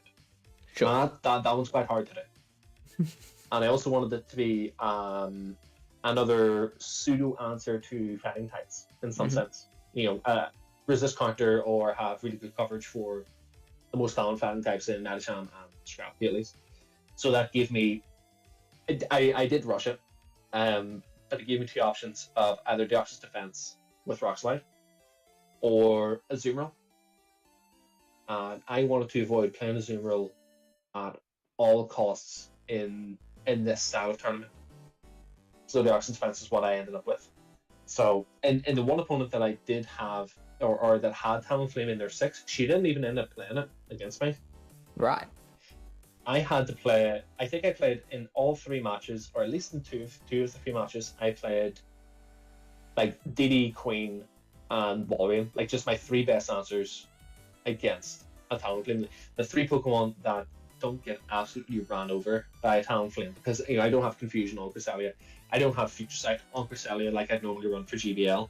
Scrafty, Talonflame's usually going to go Flame Charge, so you can get the Foul Play off for some damage for chip, but again, it's not a consistent way of playing the matchup out, so that's something I want to rely on happening. Diggersby, no Hyper Beam, it gets ran over by Talonflame. Yeah. So, because they had Talonflame, I felt as though I had to overprepare for it because I knew how vulnerable the rest of my team was. So I didn't want to take a risk with it. It just so happened that team of 3 was okay-ish against her 6 as a whole. So it became more about, again, recognizing what her second and third would be off her lead, making a call really early on, playing aggressively, preventing her Talonflame from having an opportunity to come in. Yeah. It was a big thing for how I played the matchups. But I had to take some risks there. She was the only opponent I dropped a game to that wasn't on Sunday, and it wasn't against Stan. Sure. And it was because I predicted she had Harder Snow on the Alone Ninetales because I thought it suited the team a bit better rather than Charm. Okay. Yeah, like against Talonflame, because I knew I was so vulnerable to it. And that one time that I did encounter it, I overprepared. So yeah, I was gonna say it sounded like you overprepared.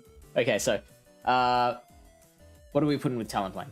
And talk me through that thought process of how you pair with it. So very simply, you're just trying to think of what does Talonflame struggle with in this current meta. What really scares the pants off it. So I'm gonna guess Swampert is the biggest one. Yeah, Swampert is the biggest one. I do consider Swampert. Oh, okay, yep. How much difference does the Shadow make against the Talonflame than the regular? So fairly sure that Talonflame will normally survive 0-0 shield, 0-0 shields. Talonflame will normally survive Hydro Cannon from normal Swampert and can get a Brave Bird off. Mm-hmm. Whereas Shadow Swampert will just outright KO with a Hydro Cannon. Wow. Okay. So did not know that. Yep. So I also immediately think of G-Fisk, even though you do have so much play with the Flame Charge, Incinerate. Those rock slides just come in so fast, and they can almost one shot, or they do one shot.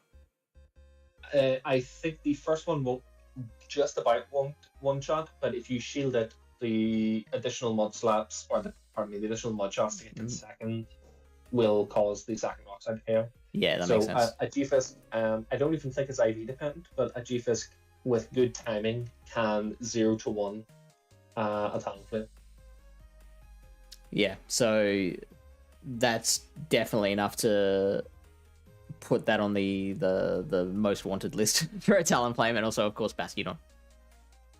So that's actually one of the things I wouldn't worry about. Bastiodon. Why is that? Because why would you bring Bastiodon to pick 6? What does Bastiodon offer you that G-Fisk doesn't? What does Bastiodon offer you that a Registeel wouldn't? That makes sense. One of the reasons why you would use the Bastiodon over these other similar Pokemon, or over these Pokemon that share similar weaknesses to it. Bastiodon, I think, is an amazing. I hate it, but it's an amazing GBL Pokemon.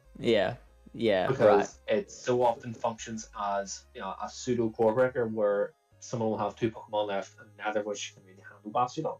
But in pick 6, where you know that it's there, and you can't prepare for it, it's too, in my opinion, it's too RPS. It's too inflexible. Now, granted, you could have someone with a team that's just massively unprepared for it, but maybe that same team would be unprepared for a G-Fisk anyway, or that same team could be unprepared for a Registeel anyway. And the Registeel and the G-Fisk are overall more flexible Pokemon. They offer better coverage. They get to their charge moves faster. Their charge moves are more impactful. I think Bastiodon is too risky because it's too one-dimensional. Yeah. And do you think that enough that it's worth just not factoring it into our calculations, our sims, basically? For me, yeah. If I'm building a team with Talonflame for this style of competition, I wouldn't imagine that many players worth their salt, many players who know what they're doing, many players who you would consider to be the competition, would be willing to run a Bastion for those same reasons. Yeah, it makes sense. Like, I am the same. Like, I don't like how RPS it is and how it's either super hard win or super hard loss, and there's no in between. So I can relate to that. It has fantastic neutral matchups, against like things like an Umbreon, for example. Yeah. That a G-Fist can struggle with, but a Registeel will dominate. But that's not worth having zero play against fighting types. That's not worth having zero play against a Swampert. Whereas G-Fist and Registeel, circumstances depending, do have a bit of play, can put good damage into those bad matchups. A safe swap G-Fist, for example, if it gets, I think, 300 lead, can flip switch on a Metasham counter swap that doesn't have Power Punch or Dynamic Punch, because it will reach 2 Earthquakes before it goes down. Similar thing with Scrafty. Whereas, Registeel can actually do a similar thing. Again, I think it's 4 lock-ons lead, can flip a Metasham that doesn't have Power Punch or Dynamic Punch, 0-0. But Bastion doesn't do that. And as well as that, you're using the Steel type for that purpose of your Steel type role, your anti-flyer, your bulky generalist mon. But it also loses to the other 2 main Pokemon competing for that same role in G-Fist and Registeel. So it's a case of, why would you play Bastion over G-Fist? Why would you play Bastion over Registeel? What does it offer you? Is what it offers you valuable for your team? Do you think what it offers you over these other options is that valuable for the rule set you're playing? Is it therefore a worthwhile option to consider? Or is it just a case of using Bastion just to annoy some people? Okay, so I mean, it's an option. Yeah, you can do whatever you want with your bench. I did think that we would maybe see one person in Liverpool whose team of 6 was going to be Bastion, Shadow Vic, Shadow Grovel, Obstagoon, Shadow Bramble, Wigglytuff. I did think we were going to see someone doing that. Just for the fun of it. By all means, be my guest. If you can make Bastion work, then great. But if you're paying to go to these competitions, if you're paying to travel, and the accommodation for going to these competitions, with the I think most people would consider their primary goal to be getting these world invites in terms of the competition itself. Like, not to mention the camaraderie and the community aspect and going to meet people. You're going for the competition of winning a world's invite. You're going to be taking this seriously, and I just don't think that Bastion, a pick like Bastion, fits into that. It'd be something similar to like why would you play Seismitoad when you have Swampert? Same typing, although Seismitoad will do a few different things. But why would you pick Seismitoad over Swampert other than just for a spice pick? So, I guess the rebuttal I have would be, we think that you and I both share that same view, but I feel like the whole point with Bastion is that it's a Pokemon that if you aren't thinking about how to cover that, then the moment you do come across someone who's like, yeah, I want to run Bastion, you're in a very difficult position. Like, if you don't respect the Bastion, it'll come and get you. Yeah. So, good counterpoint there. Bastion shares a lot of similar characters to Learn Stunfisk and to Registeel, which you would expect to see one of in most teams. Yeah. So people they're not going to be prepared specifically for Bastion, but they're going to be prepared for a Steel type. Yeah. Bastion being a Steel type is going to share that same weakness. It's not as if someone's going to have a counter for Registeel and G-Fisk but that counter won't work against Bastion, right? Yep. There is one exception to that, which is Trevenant, which I think people massively over-rely on and massively overestimate how good of an answer it is to Trevenant, or pardon me, how good of an answer it is to Registeel and to G-Fisk. Yeah. It's really not. Yeah. But it can, IV dependent, can beat Bastion. And I think the one shield, but it's on the back of a Seed Bomb bait into hitting 2 Shadow Balls. But again, that's one of those things. If someone really over-relies on the Trevenant to answer for steals, then maybe your Bastion has some play in. But again, in terms of what people are commonly bringing to counter steals, Fen types, Mud Boys. Yep. Bastion goes down to them harder than G-Fisk and Registeel does. That means with this team that we're building now, where we've started, our starting point has been Talonflame. We know that we have to have a fighter or a mud boy in there because the Talonflame can handle the G-Fisk but not the Bastion. Yes. So we want that anti-steal because Talonflame also isn't super great against Registeel. Registeel, yeah. Head to head without going down a shield. Although that's something we'll get into is Talonflame going down a shield. We need that good answer for a G-Fisk. We want something that's also a consistent answer for a Registeel as well. Just for consistency. Okay. So I had Swampert and G-Fisk as the biggest threats. Is there anything you'd add to that most wanted list? So this is just a little thing that I included myself as part of my own team building. Yeah. When I was constructing my team for Overfield, because if you listen to the Self-Time podcast, it makes it seem as though I constructed the team very easily, but it took a week to come up with my team. Okay. Yeah. So one of the things I set as like kind of a soft rule, like a bit of a guideline for building a team was, if you have a Pokemon that is neutral to Nidoqueen's poison jabs and doesn't have a whole lot of bulk and also doesn't immediately threaten a Nidoqueen, then you need to over prepare for it elsewhere. Yeah, okay. So that's the case for Talonflame. Neutral to poison jab, neutral to poison fang. 15 turns to the first charge move, 25 turns to 2 flame charges. The Nidoqueen's going to get 2 poison fangs off in the time that you get to or before you even get 2 second flame charge. Yeah. So it's not that, in my mind, it's not the Talonflame is weak to Nidoqueen, but it's just that depending on how matchup plays out, I can't rely on Talonflame beat Nidoqueen. So I want something then that also beats Nidoqueen. So would you have the second Pokemon we pick for this team? Is it a necessity to cover all 3 in that one pick? That's ideally the case. And I don't want to do that with just one pick. I ideally want to have 2 picks that will do everything. Again, that just depends on how feasible it actually is.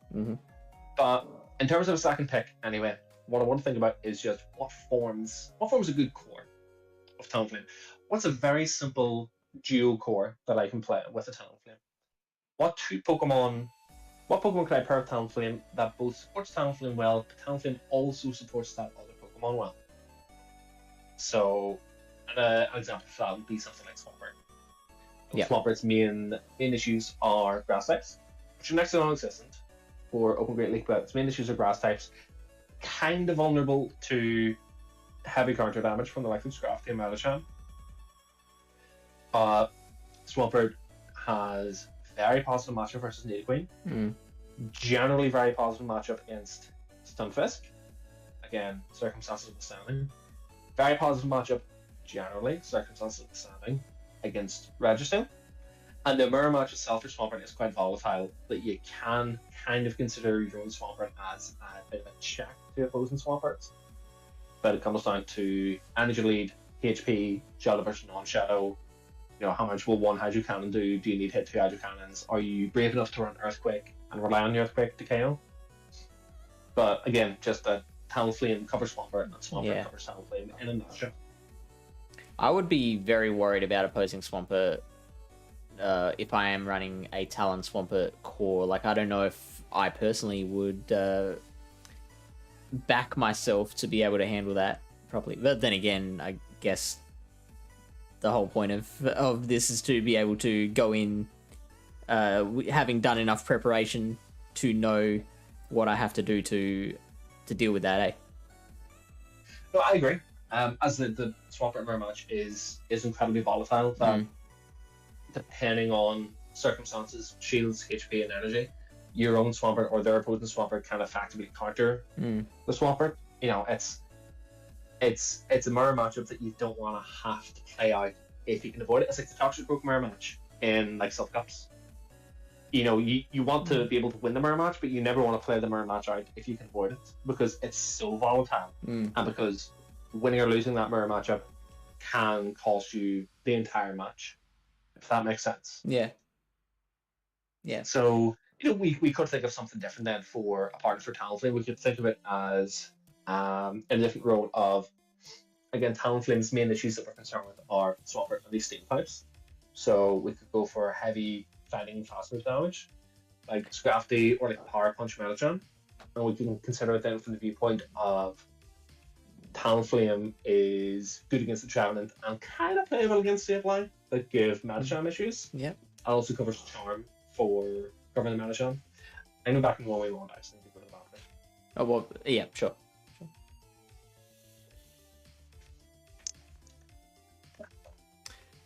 I was not expecting that, and I don't know how to deal with that at the moment. I'm going to turn to chat. Hopefully, I see some people here chatting. Hopefully, these aren't just bots. Hopefully, we've got some people in here who have been paying attention to all this, have been able to follow along, because that's just a lot of information to take in at once. But if anyone watching does have any comments on what they've seen so far, or any further questions that they want to ask for when Logan comes back, feel free to hit us up in the chat. One Pokemon that I thought of most days. Occasionally I might wake up and I feel a little bit robotic. Yeah, one Pokemon that I thought of as Logan was talking, and I'd like to ask him about, is Jellicent.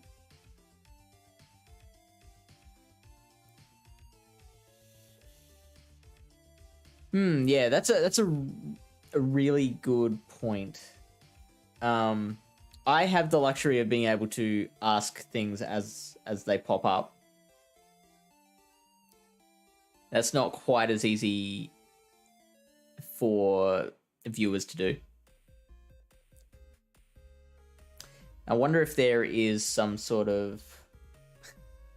Maybe we could have like an Ask Logan segment on the stream, or oh, maybe we can make it a patron feature, like having Logan. We can ask Logan to come on and be our resident expert that people can ask questions to.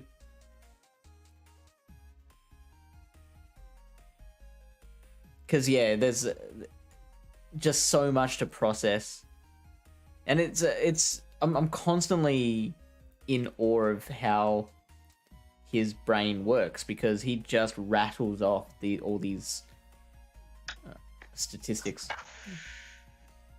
I did appreciate the Bastiodon versus G-Fist note. He hit part of why I find Basti boring, but couldn't describe inflexible. I'm going to power out my G-Fist finally and give it a shot. Oh, did you not have a G-Fist up until now?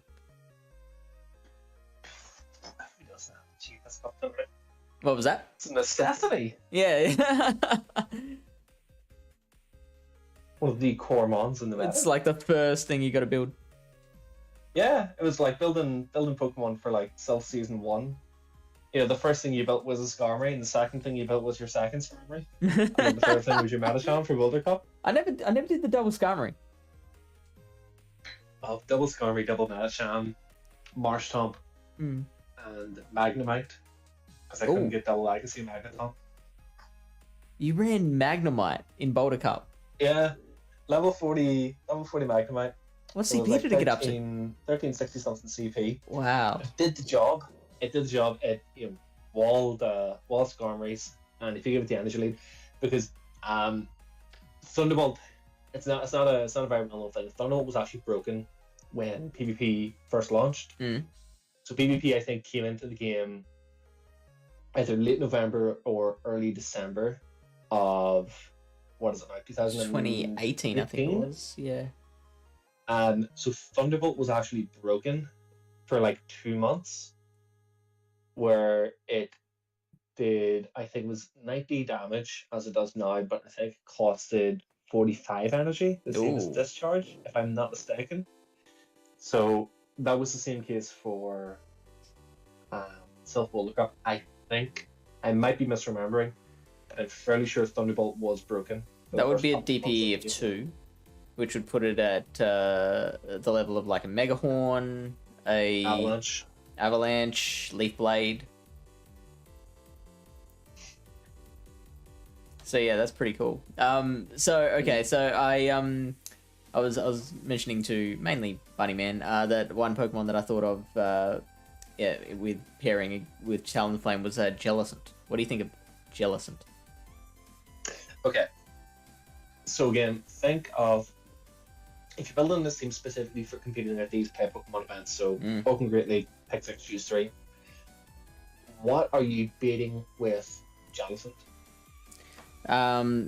Mainly the 3 Pokemon that we mentioned were the biggest threats, which were the G-Fisk, Nidoqueen, and Swampert.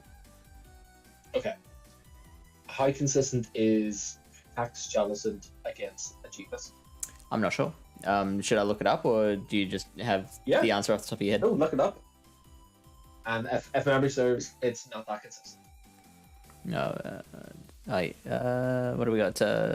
It's Jellicent with Hex.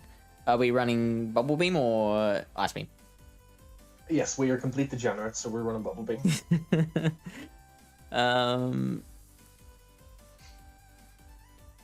Okay, so we're losing the 1s and the 2s.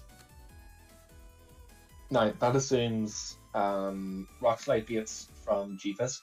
Yep. So try that without with baits. no baits. Not just straight earthquake, but just no baits. Where is they've moved to that button. They have. Here we go, baiting off. Oh, hang on, we've got selective baiting. Do you know anything about this? No, I haven't explored PvP that much in the last couple of days since it changed. I will definitely check that out. I'm interested in that. I think selective might be the new meaning that the overall rankings are adjusted on now. So it'll have like, it used to give Shadow Nidoqueen a win over non-future Cycrocelia by having the Shadow Nidoqueen build up to 8 Poison Fangs, or 8 Poison Jabs, throw in the Poison Fang, Cresselia Shield, and then Nidoqueen KOs with the Earth Power at -1 defense. Whereas now with the selective baiting, it's said it's Nidoqueen just goes straight Poison Fang, never builds up to the Earth Power. Okay. But the Cresselia Shield's the second one anyway. Yeah. Whereas if you're playing that matchup out as a Cresselia, you would never shield the second one if they're just going straight for the Poison Fang, because you accept that you're going to lose the matchup because of how they're playing it, but you're okay with it because you know you're going to pull a shield. That makes sense. They're not going to have much energy. Okay, so with baiting off, you are still losing the 1s and 2s, but the 2s look very, very close. The 2s, you're looking at just a few HP left. That'd be IV dependent, I would guess. So as the Jellicent in those matchups there, you're playing, let's say honestly, you're not beating Bubble Beams, you're going straight for the Shadow Ball. You're going for you could presume to be the consistent play, because again, that's what you want for these kinds of tournaments. In my opinion, you want consistent matchups. Okay. And you playing consistently, you going for the safe Shadow Balls, you lose the 1s and the 2s as a result. Now, if you start throwing Bubble Beam baits in, especially if it's a Bubble Beam bait that's done early, you'll probably flip that matchup. But can you really risk that? Is that something, again, if you can sim out, which requires the sandbox mode, if you can sim out what will happen if you do get the Bubble Beam bait at the start, you could probably then win with 2 Shadow Balls. But if you go for the bubble beam bait and it doesn't get shielded, then you'll probably lose even down a shield. Maybe you'll probably lose the 2-to-1 because you're that far behind on energy then. So again, Jellicent in that sense isn't a consistent answer to G-Fisk that you need the cover for the Talonflame. Does bubble make a difference? Yeah, bubble would make a difference. Better matchup versus Meta Queen. You could probably just go bubble beam and Shadow Ball. I know you're more consistent against Earthquake Swampert. I don't know about Earthquake Shadow Swampert. But I imagine just because of the increased damage, probably could 1-to-1 straight bubble and bubble beam. Okay. But I assume it doesn't make enough of a difference that you're sold on Jellicent as the pair to Talon. You're considering, as well as considering what are you using Jellicent to beat? What does Jellicent lose to? What does Jellicent have no play against? What does Jellicent lose hard to that's common in the meta? Can you afford for Jellicent to have those really hard losses and then have Talonflame come in afterwards? You know, is Talonflame vulnerable in that event? Yeah, right. So, for example, Registeel with that kind of now absolutely dunks on a Jellicent. Sure. Can you risk playing a Jellicent as your cover for Talonflame against the Registeel that'll absolutely dunk on a Jellicent and come out of the Jellicent matchup with 20 energy? And it's then 12 turns to another Zat Cannon. Yeah. Whereas your Talonflame is going to be 15 turns to the first lane charge. And you have to shield that Zat Cannon. It's way too hard. Good point. So similarly for Sableye, although I think Jellicent actually has some play against Sableye. If it's Hex Jellicent with one Hex lead, it has play against Sableye. But again, Sableye will generally dominate a Jellicent. Sableye will generally happily go down a shield to most things to gain a big energy lead to bring over to the next matchup. And then you've also good old Chevenant. So even though you deal super effective damage with Incinerate with Talonflame, Chevenant does have play against Talonflame head-to-head, let alone a Chevenant coming in with a bit of an energy lead because it's farmed down Jellicent, because it can, I think, shield one Shadow Ball, hit one Seed Bomb, and farm down. So you end up having like a Chevenant that's lost maybe about 40-45% in Hex damage against a Jellicent, and it's down to shield, but it has more than a Shadow Ball's worth of energy. And it's going to get to at least 2 Shadow Balls versus whatever you bring in. So again, because these things are really common, and because these things are common and have play against Talonflame, at least with an energy, at least with a bit of an energy lead. Is that something then that you want to pair a Talonflame with? In my opinion, that answer is no, because it's not safe enough. It's not consistent enough. It's not reliable enough. Very, very convincing. But again, that's one of the, I think, the difficulties with playing Talonflame is because defensively, it's actually not that good of a typing for current Open Great League pick 6. Yeah, I agree. Because you're only really, against what's common, you're only really consistent. You're only really resisting Charm and counter damage. You're kind of neutral to everything else that you're going to see, and you don't have a lot of bulk, because Talonflame is like 122 or 121 to 123 attack depending on IVs. You know, it's not as bulky as a Venusaur or a Swampert. It's more frail than that. It's more frail than an XL Sableye. It's something that gets whittled down a lot by neutral fast move damage, and something that can't really take a lot of neutral charge moves regardless of their power. So in my opinion, Talonflame isn't really the thing that you build the core or you build your team around. Talonflame is something that you stick onto the team and you try to support it well, because if you're going to play a Talonflame, right, in my opinion, if you're going to play a Talonflame for pick 6, choose 3, you only play it one way, and that's you play it in the back and you only bring it in the event that you either have shield advantage that you can try to convert to even shields but with an energy lead. By just farming something down with Incinerate, shielding their charge move if needs be. Or you bring it in on something you can safely farm down with 1 or 2 Incinerates without the risk of taking a lot of fast move damage and without risk of taking a charge move. You want that energy, you want at least that one incinerate energy, because Talonflame, with one incinerate and most of its HP on even shields, is very different than Talonflame even energy against something. Because Talonflame's coverage is amazing. Flying type damage. Yeah. Flying type damage is great, but being flying type itself isn't that great. It's also fire damage is amazing right now. Talonflame pulls shields versus almost anything you're going to see. Yep. There generally aren't a lot of things that are bulky enough to take charge moves from Talonflame, and those that are bulky enough are things that are easy to prepare for. Yeah. Like Azumarill, like Deoxys Defense, Umbreon. Yeah. A lot of the things that people want to answer Talonflame with, you actually see playing it, like Swampert, like Stunfisk. They can't take those charge moves from Talonflame all that well.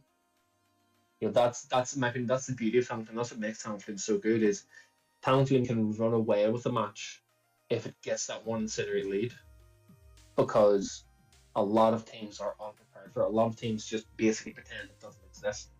A lot of teams are Ghost, Steel, and counter damage heavy. Yeah. That Talonflame, just with that lead, so it can outpace them to that first charge move, is very different than Talonflame that needs 3 incinerates. That's probably why I feel like Incinerate uses my favorite Pokemon to use. I think the fact that just like you said, like one Incinerate can allow you to run over the remainder of a team. The Brave Birds so. Specifically with Talonflame, like the Brave Bird is so devastating, particularly after a Flame Charge boost. Like I remember back in Prismatic Cup using Talonflame to overcome a couple of Lanterns here and there. Like it's really fun.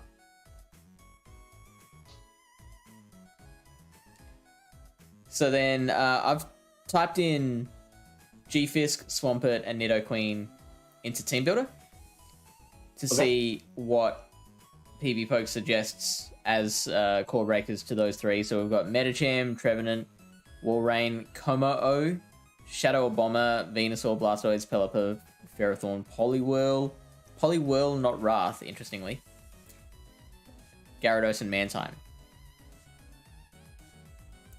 Okay.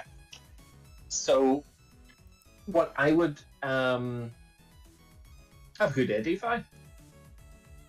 And thank you very much. Enjoy your Easter. It's what I tend to do whenever I'm looking for counters or core breakers for these things. Something I want to specifically beat the G-Fisk, Swampert, and Nidoqueen. I'll run a Matrix battle in PvPoke, and I'll enter in every different combination of viable moveset, Shadow and non-Shadow. For say for Nidoqueen, I'll just do Sand moveset, Poison Jab, Poison Fang, Earth Power. I'll do normal Nidoqueen, Shadow Nidoqueen. I'll also do top stat product, and I'll do what I expect people to run. Wee bit of attack for the likes of Nidoqueen, because I think there are some very particular attack points that you do want for Nidoqueen for actual Poison Jab damage. Yep. For Swampert, I'll do normal Swampert at rank 1, and I'll do a Swampert that I would play that has a little bit of attack for CMP.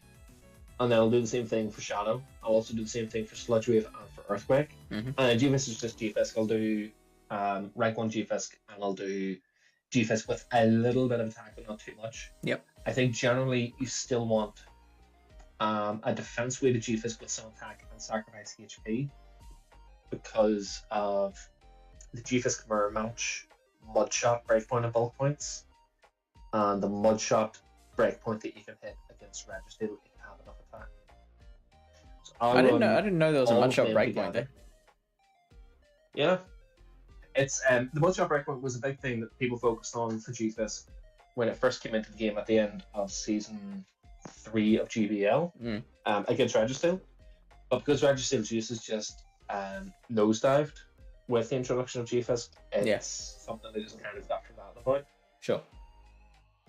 Doesn't really affect them that much. It just means that situationally, you might have a better opportunity to be able to farm a Registeel down before it reaches another charge move. It's one of those things you'd rather have it than not have it. if you want to play a Glaring Sunfest that has a little bit of attack. So yeah, I would run every worthwhile variation of these Pokemon that I want to beat in a Matrix battle. I will just do, instead of the custom group, I'll just put in the standard Great Lake meta. I'll run it with the standard Great Lake meta, like the PB Poke default IVs. I'll maybe consider running it with rank 1 IVs as well on the other side. And we'll see what will consistently win against everything, ideally, or what will consistently win against most things within that list. Okay, so I'm doing that now. To speed it up a little bit, I'm just clicking the add and compare button, so that pops in just a few different IV combinations. It is running Sludge Wave. Would you change that? Yeah. So I've run it for both Sludge Wave and for Earthquake. Okay, sure. All right, let's do that before we go to the stunt piece. If you take out the last four, actually you've got Shadow and non-Shadow. That's fine. I thought you had just 8 normal Stompers there. So we can have 16 Swampert. Yep. Yeah. If you're thinking of Swampert yourself, because I think there's 3 events for Australia for this. 2. Only 2, is it? Yeah. Whoops. 3 regionals. Yeah. So 1 in Perth and 1 in Melbourne. If you're considering Swampert yourself, Earthquake is definitely the way to go. And why is that? Sludge Wave gets you a Azumarill, which shouldn't be that common, because Azumarill, I don't rate Azumarill for this current pick 6 at all.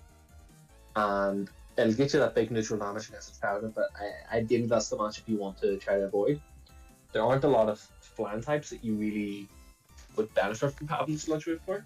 Okay. And because again, there are so few flying types, and because the only other real ground resist that's being used is Trevenant, the Earthquake hits for massive neutral damage against most other things. It's a situational thing because, how would you put this? Hydro Cannon has slightly higher DP than Earthquake because it's 40 damage for 80 damage, 2.0 DP, whereas Earthquake is 65 for 120, right?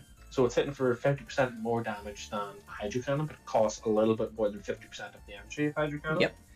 But it's for situations where you aren't going to make 2 Hydro Cannons, or for situations where your opponent can't afford to shield the Hydro Cannon, and the Hydro Cannon won't KO, but the Earthquake will KO.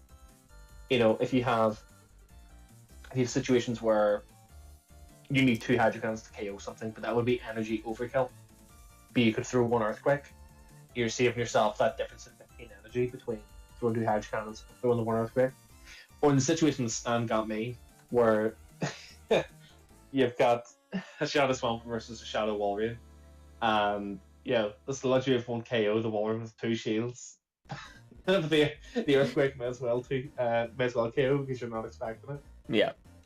I also think just in general for Open Great League, I think Swampert just overall sims a good bit better with Earthquake than it does with Sludge Wave. Sure.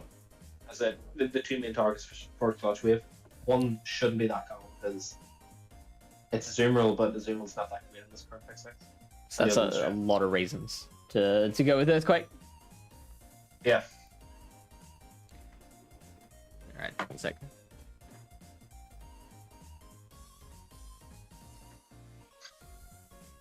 Sorry. All right, so what are we looking at now? A whole lot of sims. A lot of sims. More than I normally do. The big old grid. What we are looking for in general. Hey, you told me to do this. Oh. This is your fault, Logan. Not for the 15-0-0 Shadow Swampert. So what I do whenever I look for this is your pinks and your purples, essentially your numbers under 500. Those are your positive matchups for things that are beating the Pokemon that you've entered. So these are the matchups that are positive against the Swampert, the Lead Queen, and the G-Fist.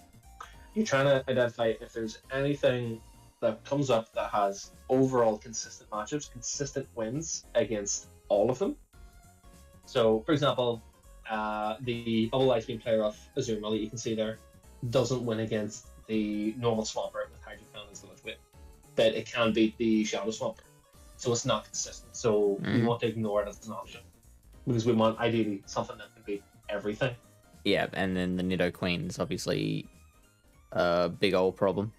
Surprised to see that there's a couple of Nidoqueen configurations that Azu can beat. Yeah, so that's bubble break points and charge move timing issues. It might also be matchups where the Nidoqueen's trying to throw an Earth Power because one Poison Fang will KO. Right. Okay. So then just moving along, just looking for something that's all pink. No luck so far.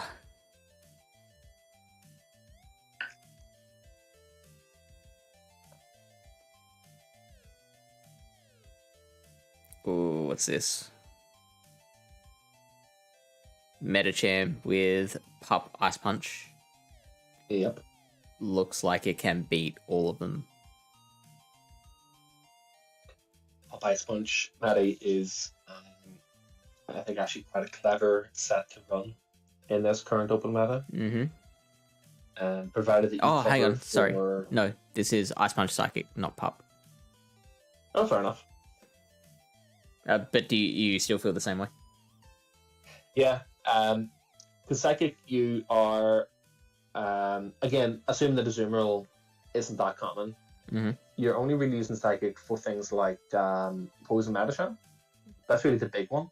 Because for everything else, you're getting by on both your counter damage, which you just wrap up with Power Punch, and Ice Punch for coverage for the likes of Trevenant, if you ever need to put damage onto a Trevenant, if you're caught with your pants down against one.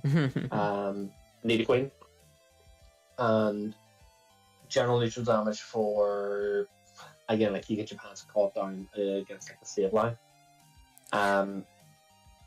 Because Psychic isn't actually that useful for a whole lot, aside from maybe situational closing move as well. Okay. But I think that Power Punch plus Ice Punch is something that is really worth considering for Metacham. Just because with Power Punch, you have you'll often run into these conditions where you have a late game guaranteed win condition that is just a straight Power Punch, no BS through the Power Punches immediately. Yep. And your opponent just can't keep up with the damage. They just can't out damage your counter damage because of it. Screw having to risk Psychic baits or Psychic shielding in that any scenario when you can just go straight counter Power Punch. And at the moment, it looks like the only other thing that comes close that I've seen is Walrein to being able to beat everything. Okay. So you need to consider, if you're going to go down the road of Walrein, how consistent is that versus G-Fisk? Because that's very, very bait dependent from Walrein. Yeah. Plus, you also have the likes of, if you wanted to go down that route, Dugong.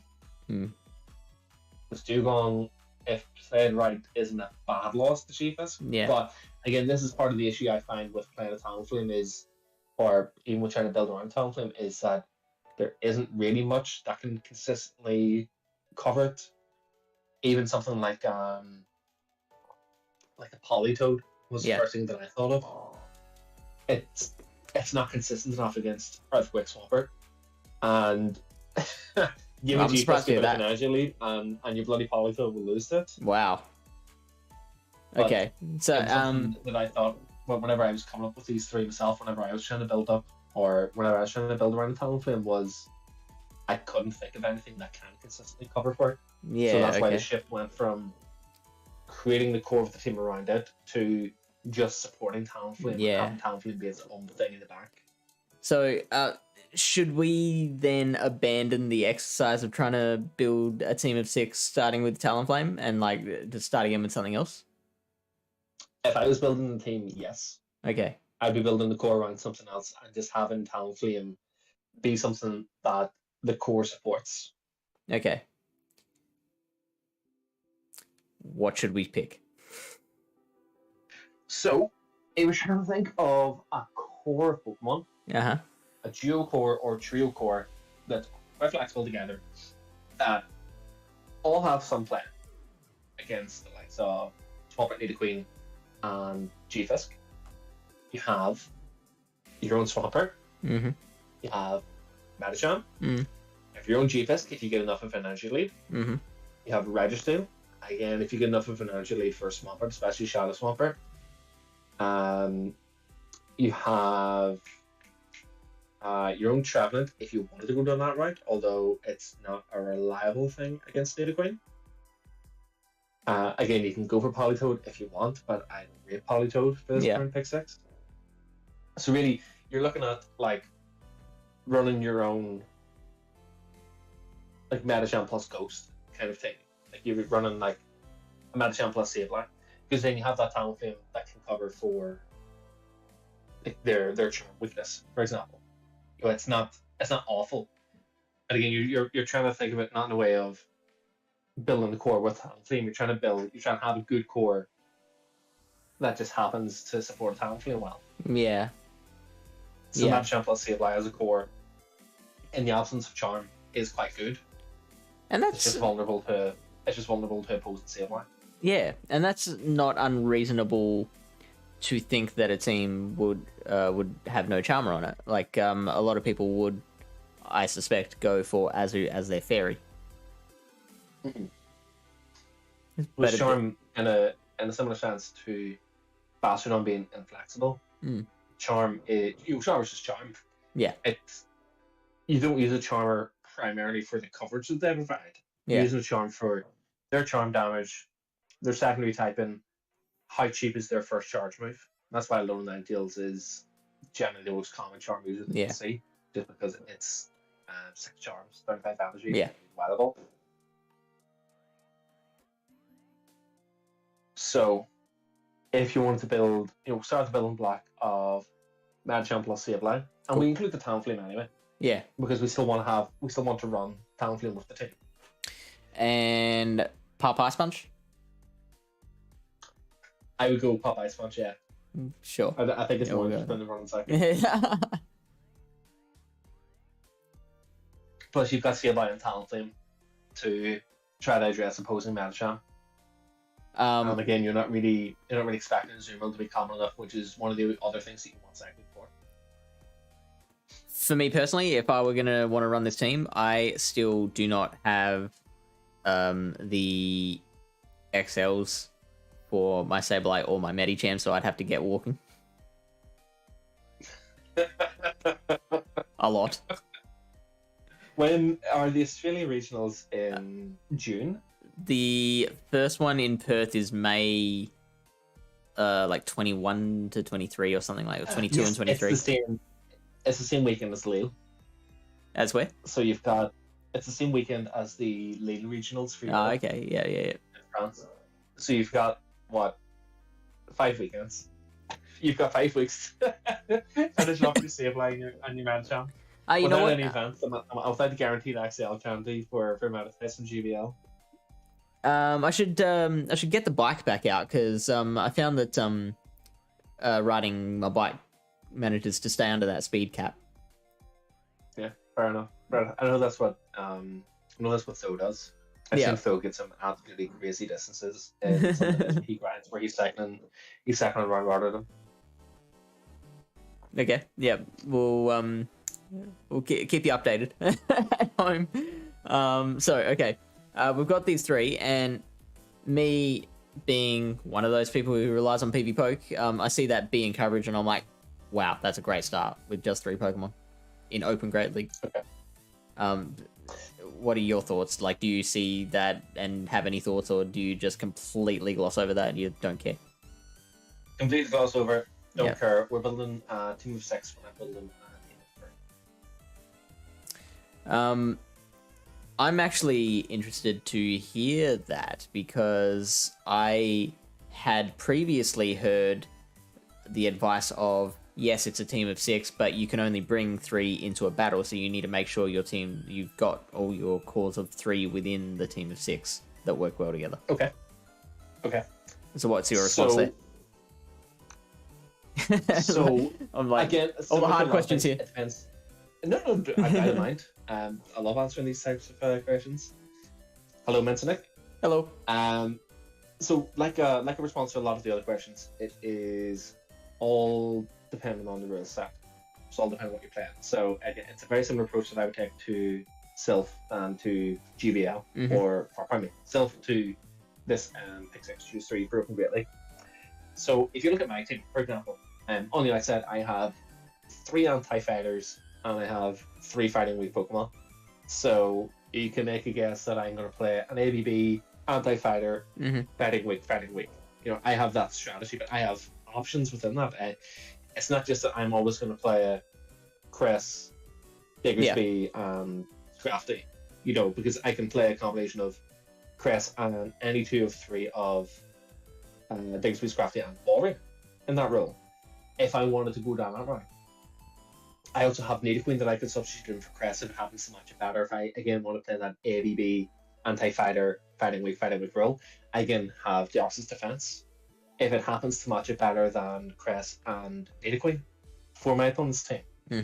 I could also do the fighting weak double anti-fighting, so like Diggersby, Cresselia, and Nidoqueen, or Diggersby, Cresselia, and DD. Again, depending on what my opponent's team is, depending on what seems to be the better option. But again, I have 3 different variations of the fighting weak that I can play in the lead in that sense, and I have 3 different options for the 2 anti-fighters that I want in the back in that option. Okay. Yeah.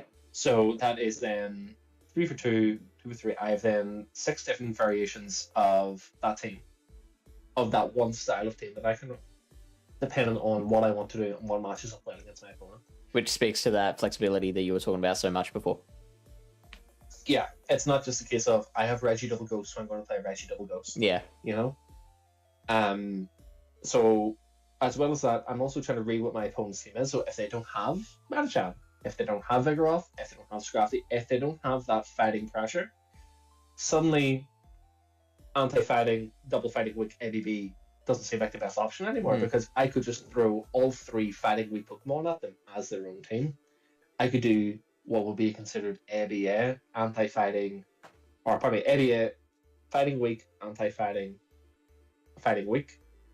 But because my opponent doesn't have that fighting pressure, it's an actual valid team strategy, again, based on what my opponent has. So I don't want to build the team around specific teams of 3 or specific cores of 3. I don't want to build a team with a GBL line in mind. Yeah.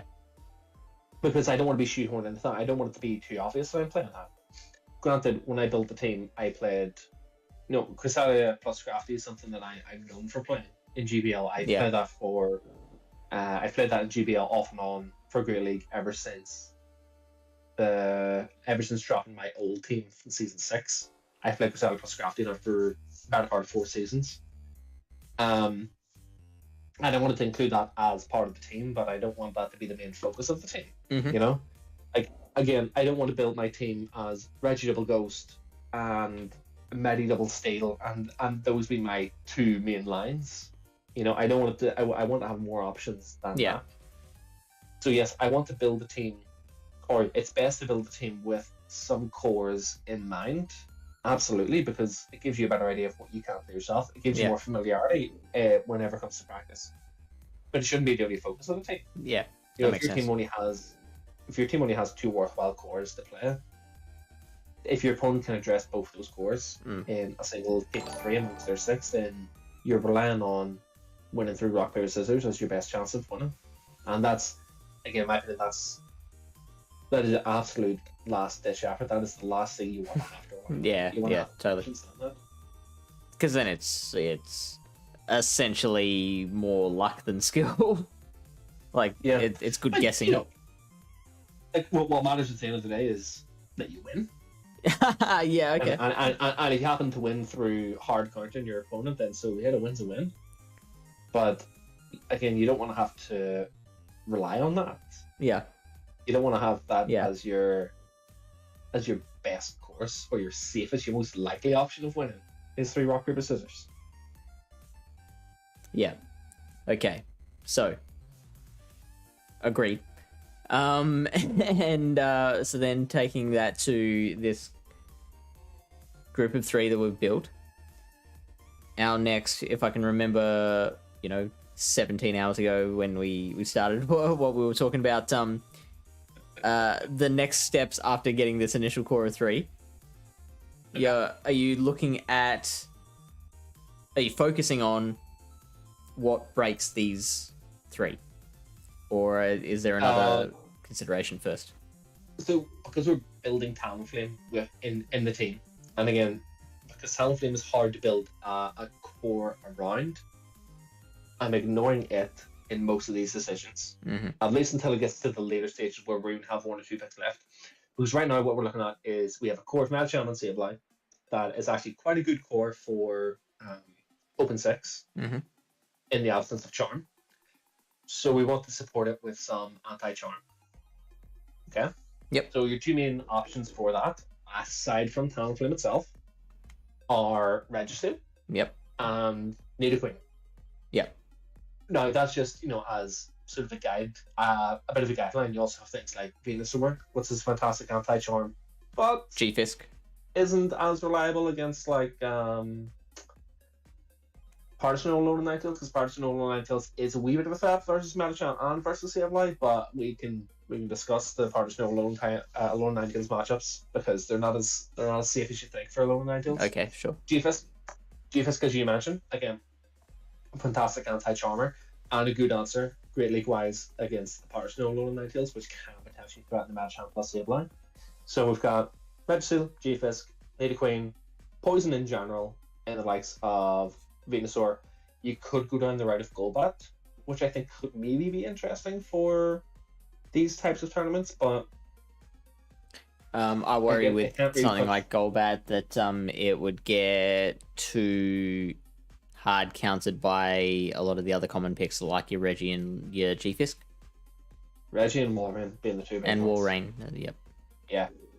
So, again, that's sort of a feather out of the cap for Venusaur, in my opinion, is Walrein.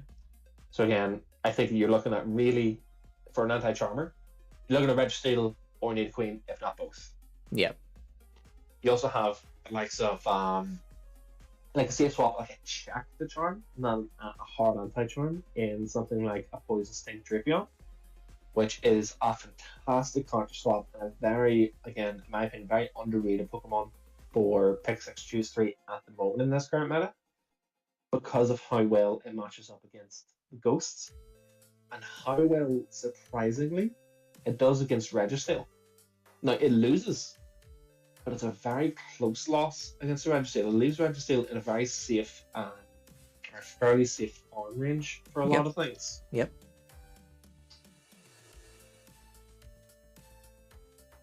Lurantis? No. No. Dude, it I has mean, potential. it's- It really yeah. does. But like, And you as know what? an People wouldn't be anti-charmer, prepared for it. Yeah. I think Lurantis is interesting, but it's not consistent. Versus, Not consistent, interesting. I think it loses to G-Fisk if you go straight Leaf Blade.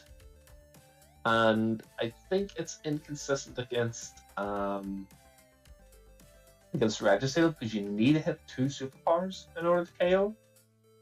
It's kind of like I was chatting to Inadequates about the possibility of running the Como. Sorry for surprising or giving one surprise more time if you end up running the Como in Frankfurt. But I was talking about its consistency or lack thereof as your fighting type in terms of answering for steals, because without baiting Dragon Claws successfully, it's actually not super duper reliable against Galarian Stunfisks and Registeels, especially if you're playing in the lead where your opponent has the ability to switch out. There are things that I think do that job out. I think Como is an interesting option. But anyway, Sorry. Again, as your anti-charm, you could do like one of Nidoqueen or Registeel, and then have Drapion as another pick, as a separate entity. So you've got Talonflame, Machamp, Sableye, one of Nidoqueen or Registeel, if not both of them, and then Drapion, and have that as like a core 5, and then reevaluate what that team of 5 then is weak to, what you need that 6th slot then to cover. Sorry, I've been distracted over the last few minutes because we've got these spammers, Yeah, these like YouTube Russian spam bots. Yeah. Lily Bear, you might have to actually like report them rather than just remove the messages. And if you got time, get rid of them off of Twitch as well. But having established that,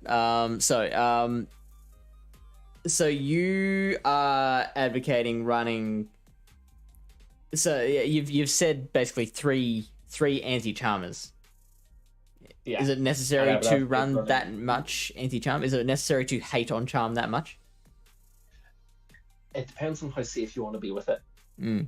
So you could, again, because you're playing a bit of a numbers game, you could run one of these anti-charmers in Magical Lady Queen or Drapion, because you've also got Talonflame. Mm-hmm. And just accept that you have this duo core of Machamp plus Sableye who are really good against everything but Charm.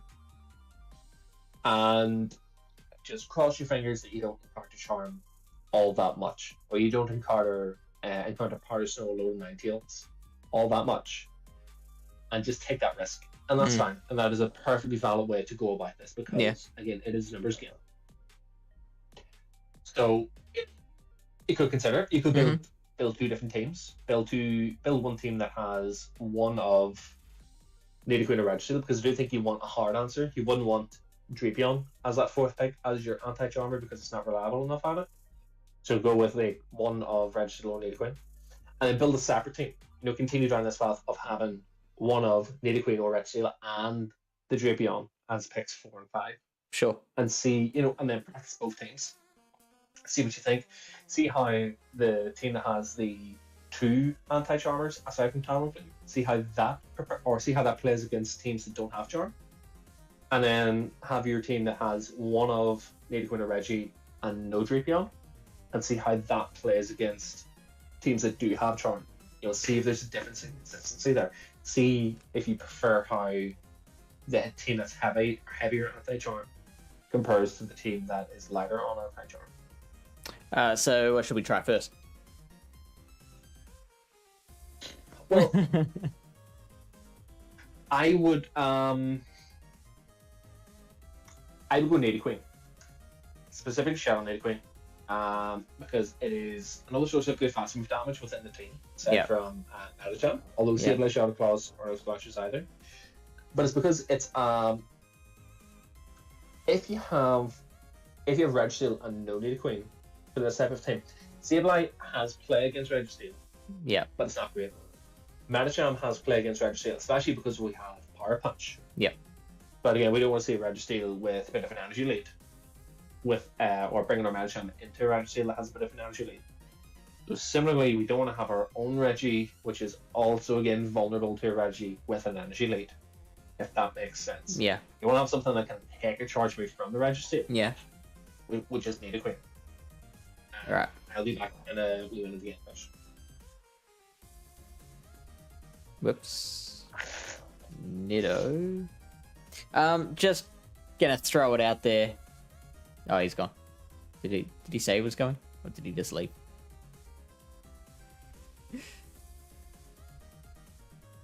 Did I just completely space on? I'm still thinking about the Russian spam bots.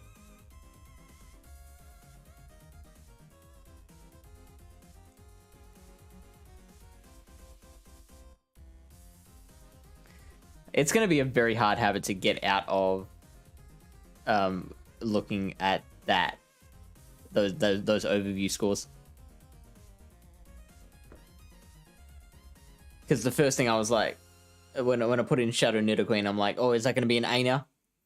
Being able to defense debuff the last mon, so your last mon has a better matchup is just so... Yeah, I totally agree. I was worried about when running through building a new team. I was worried about it just becoming his Liverpool line, but with at least 3 mons different, I feel like that's it. Like, even if this and the last 2 mons are mons that he has run, then it's still like different enough to give a bit of an idea. because we're all about I would love for someone to come out of this empowered with enough knowledge to be able to start looking at the pool of all these weird and wonderful Pokemon and be able to decide, yeah, I'm gonna go with this one.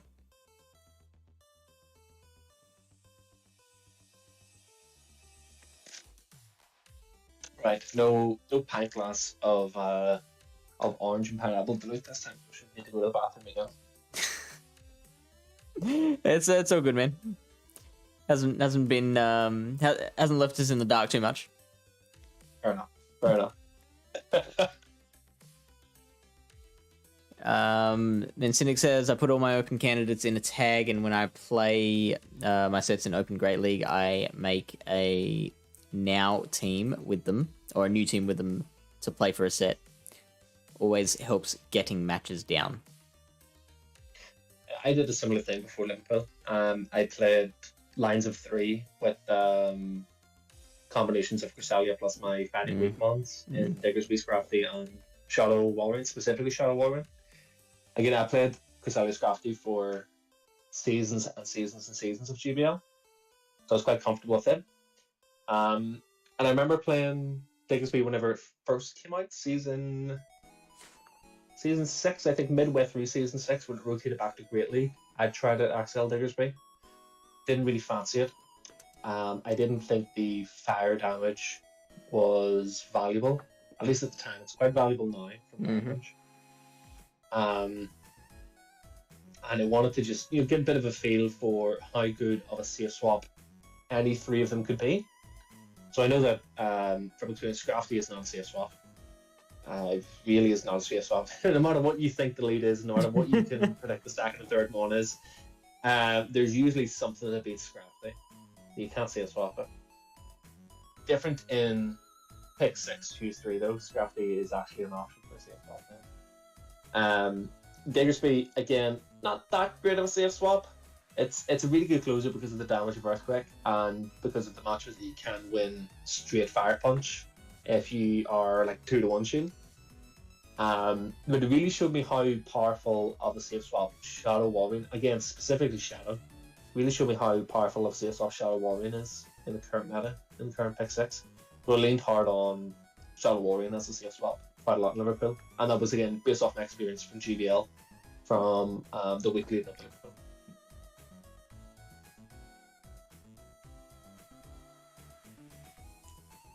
I'm sorry, this is derailing everything. I know. I'm trying to pay attention, like, cause now the dense information is working against us here because it's making it hard to think about the bots and then slip back into the conversation. So I'm just finding myself trying to go back to you, being like, oh wait, okay, so yeah, Walrein, yeah, safe swap, go. Yeah. So as I said, as mentioned, I could add comments there. I put all open candidates in a tag. Best sets of yes. The league, they make a new team to play them for the set. Again, I'd done that for the week leading up to Liverpool, where I played teams of Cresselia plus 2 of 3 of Shadow Walrein, Diggersby, Scrafty to get a feel for them, and that's where I picked up on how good of a safe swap the Shadow Walrein is. Sure. And I used that quite a lot in Liverpool to really good success. Yeah, Again, so you went off that experience within Great League of just trying to familiarize myself with those lines of 3 that I was likely to end up playing.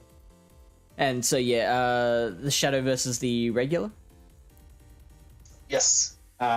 So a few reasons for that. So first and foremost is just the extra threat of damage from Part of Snow's Ice Conspiracy for a lot of things, when playing it as a safe swap. I can't recall all the matchups off the top of my head, but I think you can beat Sableye in the 2 shields.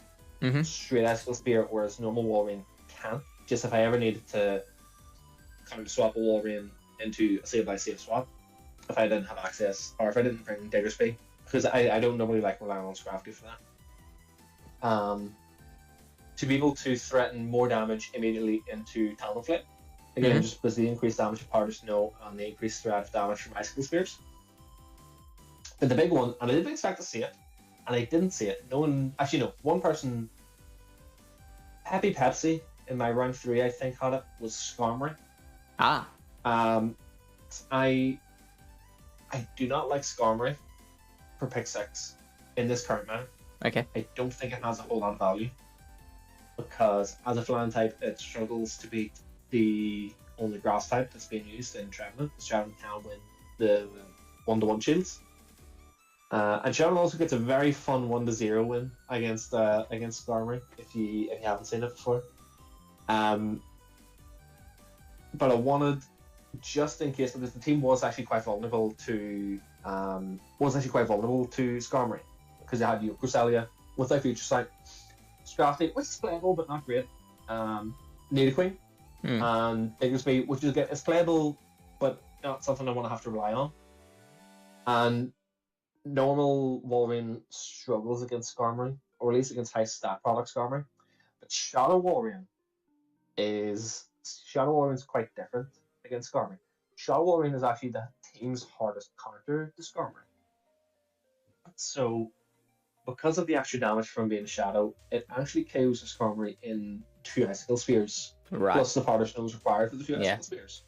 And because you outpace the Skarmory so much to their Sky attacks at 15 turns each, 5 Air Slashes each, yes, you need to go down a shield as a Walrein because of the threat of Brave Bird. But the amount of farm that you're able to get from going down a shield, thrown before their next charge move, you easily pull that shield back off the next mon. No questions about it, because nothing wants to take repeated Icicle Spears or an Earthquake from the Shadow Walrein. Even things like DDs and Metachams. So, Shadow Walrein even shields outside of the 0-0 actually trumps Skarmory quite handily, quite consistently. Sure. Even if Skarmory has 1 Air Slash lead from a Skarmory swapping in and then you swapping the Walrein or the Shadow Walrein in turn, you still get a very consistent win over Skarmory. That was the other big reason, as I said then, for Shadow over normal Walrein, because normal Walrein doesn't hold a candle to it. And just the overall threat of damage for playing it as a safe swap, Shadow just suited it much better, much more threatening against a Registeel, because the Earthquake, even at -1, just hits so hard. -1 from the sat cannon that the Registeel still has to respect it, still has to shield it. So I'm gonna zoom out a little now, because what I've noticed here is that once we, to get our first 3 Pokemon for this hypothetical team, we were looking at kind of overarching rules and concepts, and then finding a Pokemon that fit those concepts. Whereas now, for the back 3, or the other 3, we're looking at more specific situations that you expect to come across. And is that so? That's normal for you? This is how I would build most teams, with the exception being, again, the Talonflame, which we're trying to consider as a separate entity, not part of the core of the team. Right. This is how I build a lot of teams, is having a duo or trio core, not necessarily like a team of 3 that I would like to run all together, but a team of 3 that function well on team 6 for bench pressure purposes, for restricting what your opponent can play against you. And then usually the last 2 Pokemon are for covering specific Pokemon or covering specific combinations of other Pokemon, whether they're covering for a core, or just that they happen to have to cover for 2 or 3 particular Pokemon all together. That's usually what I have these last 2 Pokemon as. But ideally, I try to choose them in a way that they do mesh well with what else you're trying to build. Yeah. And ideally, there are other things that you can try to form cores with the other picks you've already chosen. So, for example, for the team that we have here, is actually very vulnerable to opposing Sableye. Because Sableye will beat Shadow Nidoqueen unless Shadow Nidoqueen has an energy lead and can hit Nerf Power. We have the Sableye Mirror Match, which is not incredibly volatile, but comes down to a mix of HP, energy, and shield advantage. Mhm. And Sableye, of course, will absolutely dunk on a Madasham. Sableye versus Talonflame is an interesting matchup. It's IV dependent in the 1-to-1, and it also depends on charge move timing from both sides. Generally favorable for Talonflame, but again, Sableye is something that will probably want to go down a shield if needs be to flip switch, because it's likely going to take that shield back against an active Pokemon because it just gets to the fog pit so quickly. Yeah. So anyway, because the team is quite vulnerable to Sableye, I would want to build a team such that these last two picks mesh well with the rest of the team, but also give very reliable answers, very reliable matchups against Sableye. Yeah, and you'd So want one that of for the both Pokemon. Yeah. So one of the Pokemon that I would be immediately jumping to mind would be Lickitung. Okay. Just for that very hard defensive answer into a Sableye. I don't even know the Lickitung matchups in the Sableye, if I'm being honest, because I don't actually play either Lickitung or Sableye that often. But I think Lickitung needs to hit a Power Whip in order to win it consistently. I don't think Lickitung can win straight body slam. I know that you definitely can't lick all the way down. But anyway, it's a good consistent defensive answer into Sableye. It's something that you can counter swap into a Sableye. It's something that if you lead into a Sableye, forces the Sableye out, right? It also then forms a go on. So it's also something that forms a very simple core with Madasham, because your Madasham has your anti-fighting, like things you're fighting with Pokemon, who is generally only really vulnerable to fighting types. Mm-hmm. It's also vulnerable to steals. We don't have to worry about that as much.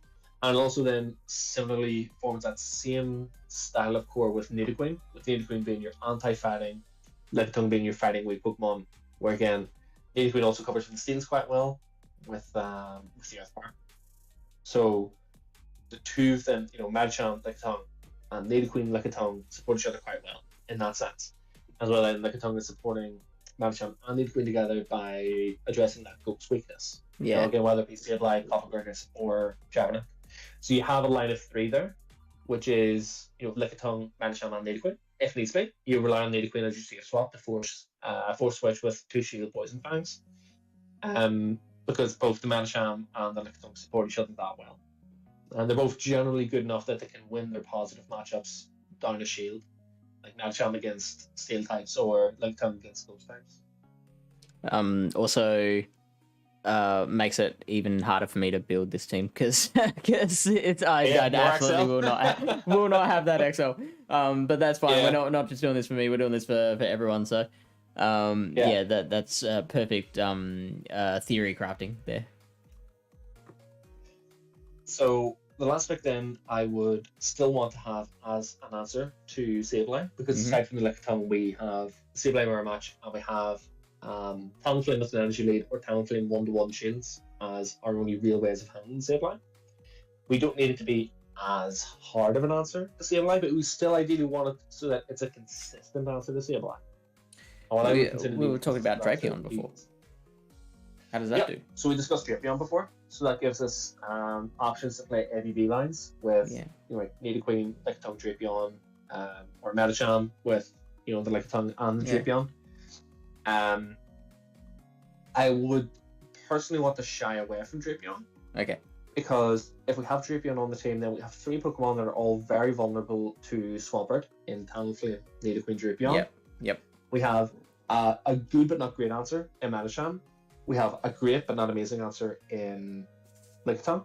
And we have a neutral-ish matchup, depends on CMP, in Sableye. So whilst we want this last one to be good against Sableye, we also don't want it to lose hard to Swampert. And these are the kinds of things, these are the kinds of balances and the kinds of, what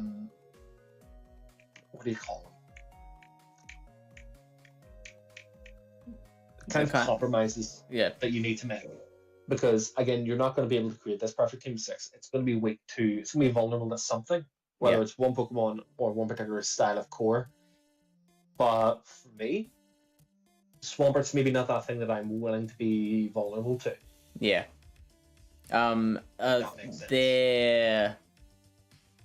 So is there only a select few Pokemon that you will just say, I don't want to have a weakness to this. So like Medicham, Swampert,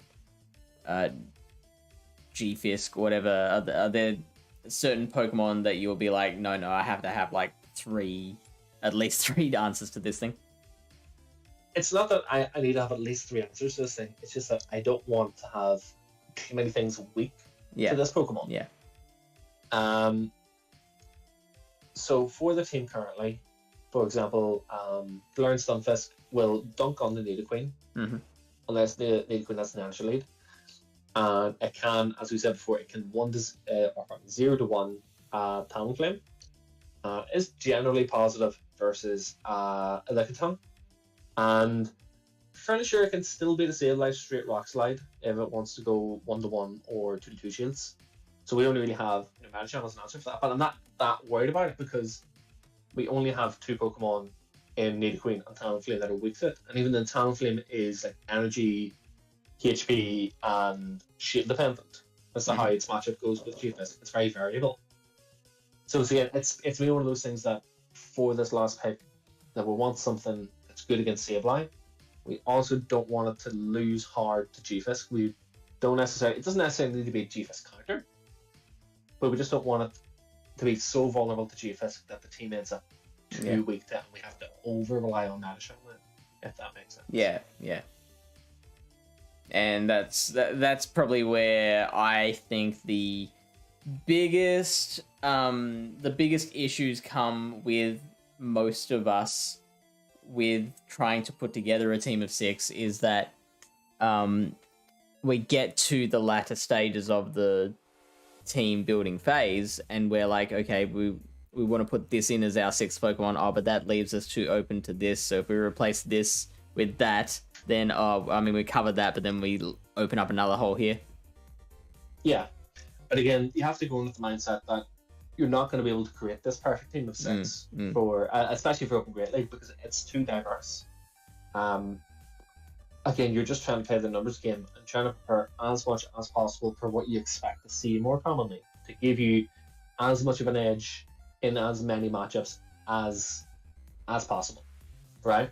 Yep. So that's why we're not over preparing for Azumarill, because we don't really expect Azumarill to be that popular or that impactful in this current Open 6, because it just, in my opinion, it just doesn't fit that well into this meta. That's why we're taking extra precautions for things like Sableye, which are quite common. It's Sableye's a Pokemon that a lot of people rely hard upon, both as a safe swap and as a closer, because it's just a very good general neutral mon. It's like a popular safe swap that people will rely hard on. That's why we want to not end up too weak to combinations of registered plus goes. That's why we don't want to be too weak to Medicham. We don't want to be too weak to Scrafting. We don't want to be vulnerable to, or too vulnerable to something like Swampert, which can close a game very, very efficiently given the right situations, because it outpaces pretty much everything in the game with Hydro Cannons. Yep. You know, we're not worried too much about how we're matching up against Pallet here, because Pallet's not really a thing. It's not really that common anymore. It's not really that useful, especially in this current pick 6. Although looking at the team, Talonflame, Medicham, and Lickitung, or Talonflame, Medicham, and Nidoqueen are all somewhat concerning for Pallet, but we're not going to see it, so we're not going to worry about it.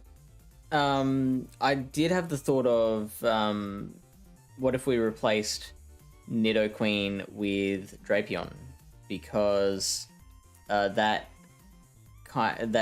makes the Sableye matchup slightly better. It does make us more vulnerable to G-Fisk, I think.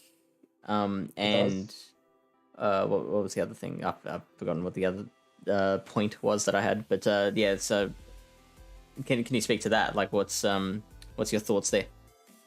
Okay, so definitely consideration. Drapion also gives you another option to play as a typical CF swap. Although you also have Sableye and Lickitung already, so it means that your team is less predictable for your opponent. Right. Drapion, as you said, covers better than for your Sableyes, covers better for your Trevenant. It's a better defensive answer into them. You would need to, in my opinion, prepare more for, maybe not prepare more for, don't be as, you can't afford to be as vulnerable to charm in the 6th pick then, because you don't have as hard of an answer to it. Yeah, and sure. your 6th pick then would also ideally need to be something that matches up well against what was I going with this? These are something that matches up well against Registeel, because Drapion, once it doesn't beat Registeel, it has a pretty good matchup, pretty good pretty good loss against Registeel. Okay. Who's quite vulnerable or quite good to farm. But Nidoqueen, as I said, it has a bit more play against Registeel, I think, because it can take a charge move. You also need then your last pick to be something that can cover opposing fighting types a bit better, because you're otherwise relying on, against opposing Machamp, for example, you're relying quite hard then on your own Sableye. Although Drapion with an energy lead, 2 Sludge Bombs, I think is enough to KO Machamp. As like a safe swap matchup to pull a shield off of Matty. Okay. So, whilst yes, absolutely an option, it can fulfill a similar role to what you want the Nidoqueen to do. Yeah. It might make the role for your 6th pick a little bit harder to fill, because you're then ideally wanting something that covers for opposing fighters a bit better, that covers for Registeel maybe a little bit better. You can't really afford to be as weak to charm in the 6th slot. Then you're looking for something that maybe has a generally playable matchup against charm, but just something that doesn't outright lose hard to charm. If that makes sense. Shadow Skuntank? Never. Not for Pixel. No, not a chance. Not for, like, not for rips out the headphones, storms off. I like it. I love it in Halloween Cup last week. It was quite fun. I played a good bit of ABB, Toxic Croak, Alone Grimer, and Shadow Skuntank, and it's good fun, but not for Open Great League, not for Pick 6. Sure. Okay, so then if we stick with Shadow Nidoqueen, at this point, so again, putting myself into the mind of someone at around my level who's like, okay, I've got my 5, I need to round it out. What are some general overarching considerations? Am I just basically trying to pick Pokemon that I'm still vulnerable to and plug those holes, or is it more I'm finding things that will just slot in with some of my other picks as a good ABB or ABA or balanced core? Why not both? If you can. Yeah. Okay, so so you're considering all of those things. Yeah, I would ideally be considering something that can tick all of those boxes if it's possible to. So, from looking at this team here, I'm a wee bit concerned about opposing Sableye, so I want something that can have a consistent matchup against it. We don't really need to worry about Registeel a whole lot, but we have a bit of an issue with the core of Registeel plus Ghost, especially Registeel plus Sableye. So ideally, if we have something that can handle both of those, again, doesn't necessarily need to beat them, but something that has consistent playable matchups against both, if that makes sense. Yeah. Okay. So we have one potential option would be Scrafty, which we discussed much earlier. It does have losable matchups against both, but it's playable against both of them. It's threatening against both of them. It helps to dissuade your opponent from playing them as a combination. Okay? Yep. You also have the likes of Diggersby, which has very positive matchups against both the Registeel and against the Sableye. You can kind of afford that fighting weakness because you have the Machamp, you have the Sableye, and you have the Shadow Nidoqueen to cover fighting types. And Talonflame as well, but again, we're kind of considering Talonflame its own separate thing. Yeah. The issue with Diggersby is it's like a Soldier of Fortune. Similar to Drapion, we have that 3 mons that can't really touch Swampert that well. Now, if you want to get into the nitty-gritty of it, Diggersby does have playable matchups against Swampert. You don't want to have to rely on it. Yeah. You don't want to have to play that out if it came to it. It's the kind of thing you want to avoid. If you wanted to get really ballsy, you could go down the route of Shadow Shiftry, which I Okay. think could be a very surprising pick, because you can beat Registeel with just straight foul plays. You need to go down a shield to do it. You can absolutely dunk on a Traveling. You can absolutely dunk on a Save Line. And you can absolutely dunk on a G-Fisk. Also covers waters. Your only issue again is the fighting types, which you have Madisham, Sailor, and Native Queen all to try to help cover, as well as Talonflame. Yeah. But again, Talonflame is its own separate thing for this thing. Also, opposing Nidoqueen, I would think would be an issue against it. Yeah. But for Native Queen for this thing, we have Sableye, we have Ice Punch Madisham. Because most Native Queen you're going to see are going to be Shadow. Again, for people that know what they're doing, for the people you would consider the competition, will very much lean towards Shadow Native Queen rather than normal Native Queen, because of what you want your Native Queen to do. Generally, as a lead, is win switch, or as a swap is to force switch by going down shields if needs be, through just the sheer amount of damage that Poison Jab and Poison Fang can do. It does a better job than normal Native Queen. So, again, if you want to risk that vulnerability to Swampert, Diggersby is a good option. If you don't want to risk that vulnerability, then you have Scrafty as an option.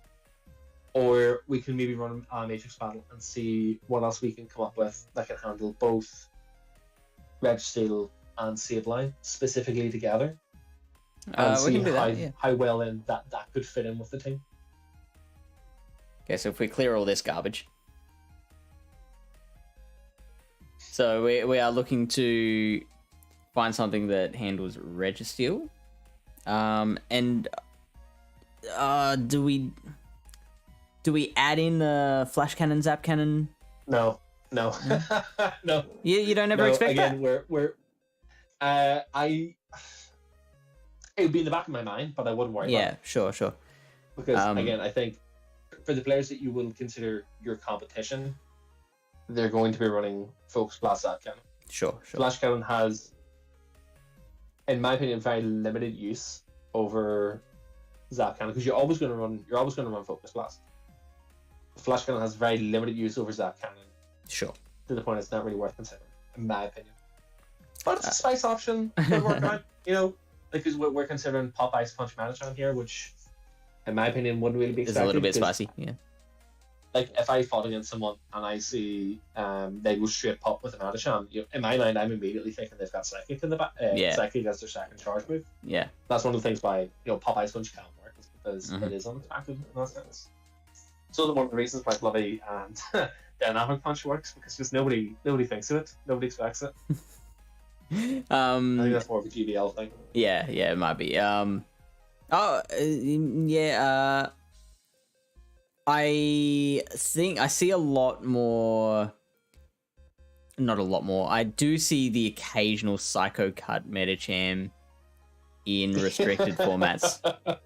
I love it when someone pulls that out. I'm like, you are like, that is someone who's thinking for themselves. That's someone who's not just going with the flow.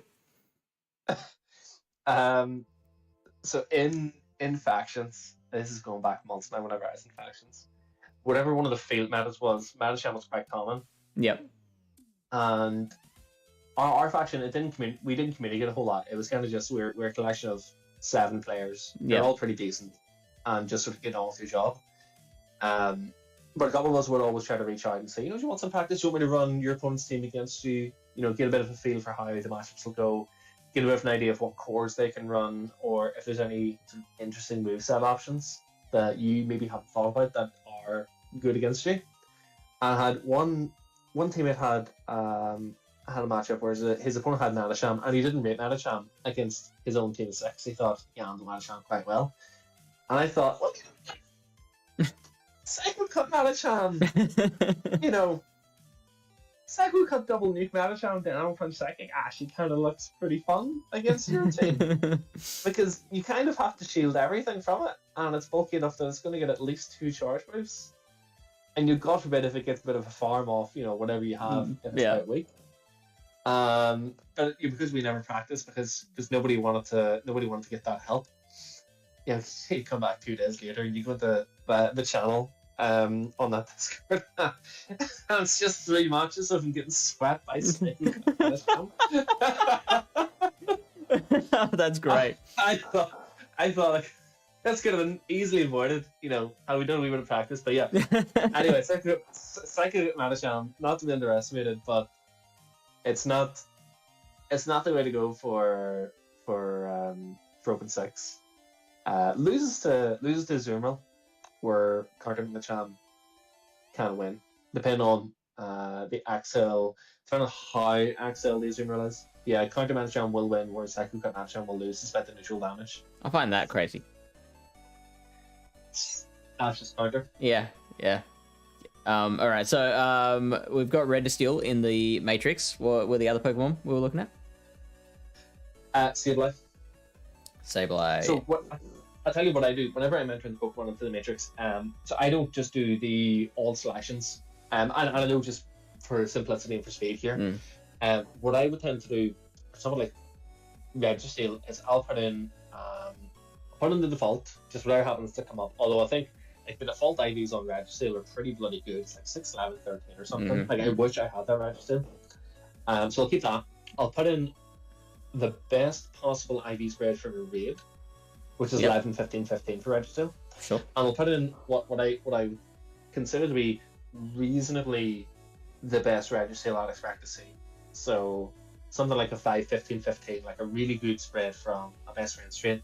And I won't worry too much about anything further back. Like I won't worry about like a 1, 13, 13. Yeah. Kind of spread, because I think that's a bit too unrealistic to try to prepare for.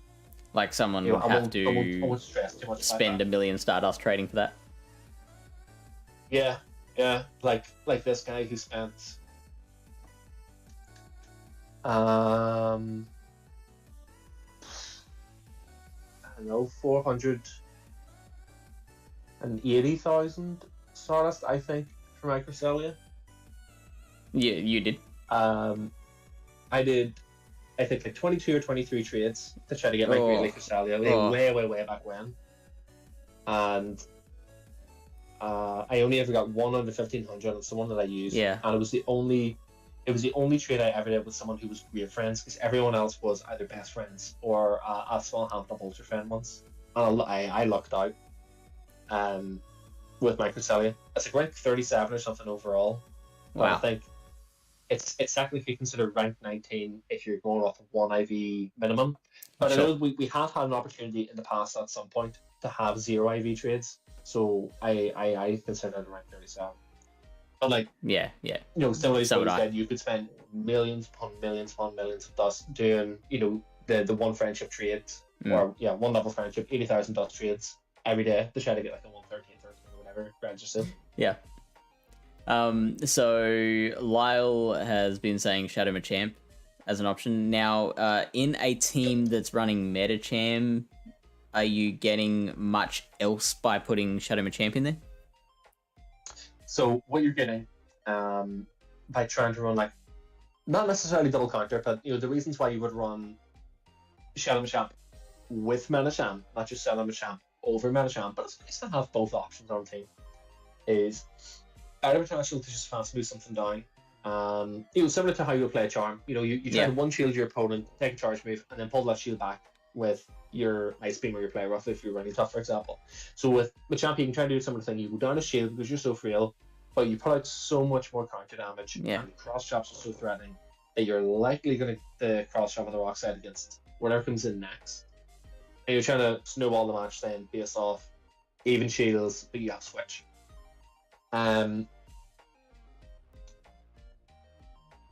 Machamp's also generally a little bit better against the flan types that you see. So I think Machamp has a better matchup against definitely better matchup against Mandibus. And I think it has a slightly better matchup against Skarmory. Where I think you can go 2 rock slides and win the 1-to-1 shield. You don't need to bait the cross chop, I don't believe. Whereas Metacham's a wee bit dicier. Metacham Pop Ice Punch actually as well actually makes it quite good against Mandibus, but I think with Pop you can beat Skarmory, but you only beat Skarmory in the 2s, you lose the 1s. But is that valuable? Is that difference in matchup from a champ worth using over meta champ? Or are you only going to put Shadow Champ on the team to run as a double counter strat? Like, yes, Shadow Champ does be Registeel harder than Metachamp. Metachamp, yeah. And I'm fairly sure the Shadow Champ needs to go down a shield in order to beat a Registeel, because that kind of will just one shot. And I don't reckon that, again, I don't know, but I don't reckon the Shadow Champ can beat a Registeel in the 0-0 with just cross shot without close combat. And also, Shadow Champ versus Silph is, I think, dependent on a cross shot bait into a rock slide, which is also then CMP to Silph's second foul play in the 1-1 shield. I think you can win straight cross shot in the twos. I'm gonna actually. It's not a great matchup. It's not something you want to have to play out. It's just that it's one of the perks essentially of playing a Shadow Champ is that you can win that matchup. I'm going to put my butt on the line here and challenge you on this one. I think in this one you can win the ones going straight cross chop. Good luck. Yeah, actually I might just take Rock Slide out of this completely. Bah! Okay, never mind. No, you do have to bait with the cross drop and then throw Rock Slide. Yeah. Because the cross chop it's still resisted. Yeah. XL, yes, totally. Yeah, possibly. I remember trying to play it's one of the Silph Season 2 cups before lockdown. So maybe Toxic Cup, I think. Shadow Champ versus Silph was a big pickup for Shadow Champ, but I may be misremembering it. This is the same cup that had the Android one turn fast move issues when GBL first launched.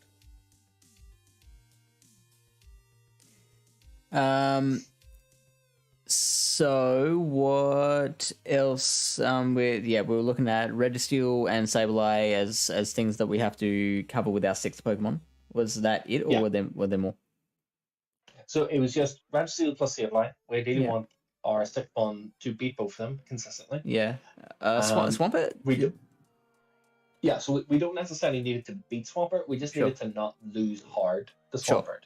Sure. So, I don't know, say hypothetically, like, I don't know, Coffee or something, even though Coffee loses Sableye, Coffee doesn't lose hard to Swampert. That's the kind of matchup that I'm thinking. Sure. Well, Drapion has play against Sableye and the Registeel, it loses so hard to Swampert. Yeah. Normally, in normal given circumstances. Okay, cool. So then if we chuck that on the board. Let's see. We got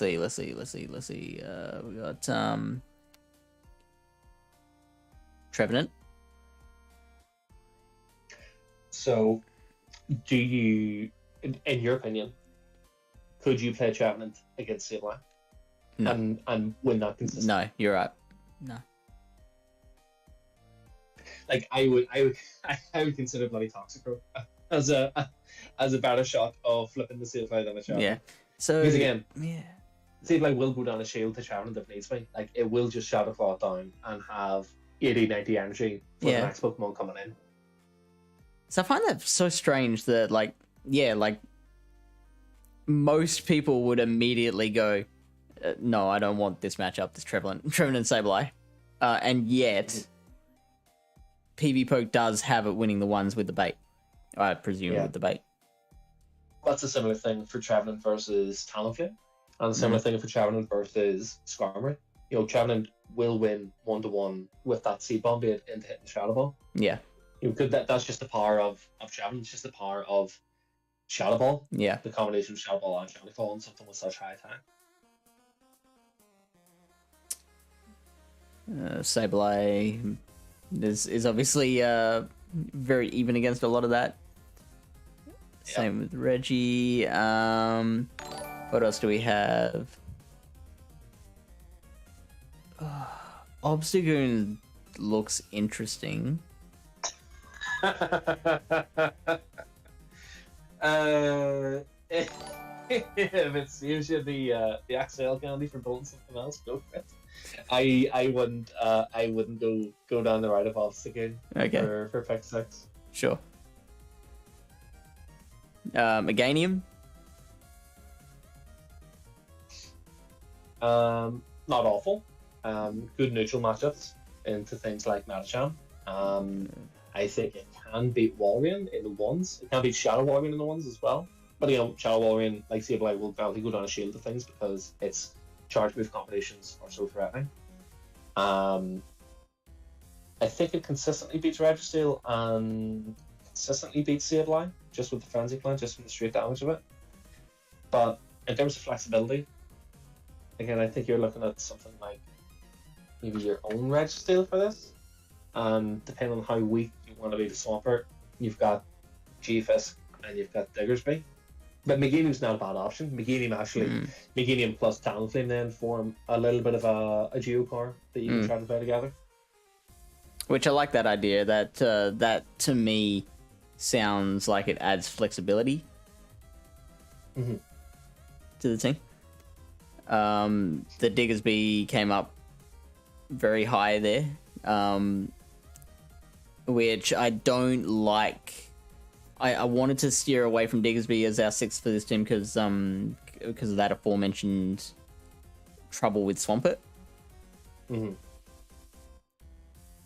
But Diggersby is Diggersby. Diggersby is Diggersby. That is one of the Technically correct. 4 reasons why Diggersby is so good is beating this duo. So I mean, Shadow Champ is probably standing out the most here, to me. So Sim, those are some very odd IVs for Shadow Machamp. What's that, like 10, 15, 15? Yeah, interesting.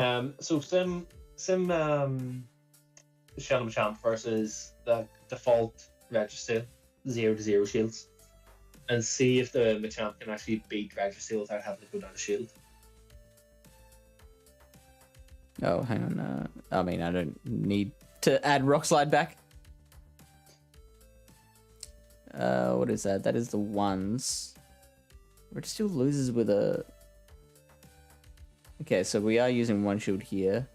Looks like Reggie is winning the zeros, so that's what you look at, right? That tells you that it has to go down one shield. Yeah. So you would consider, again, well, this is one of the things I would consider when building a team is, yes, I have this Pokemon that puts out this immense fast move pressure against the Registeel, but I need to go down a shield in order to beat it. Is beating the Registeel worth going down that shield? Yeah. Depending on what your opponent has in their 6 otherwise. So, trying to see Simichamp 1-0 without throwing a cross chop. Just going straight counter. Let's see if it can counter down before Registeel gets to a second zap count.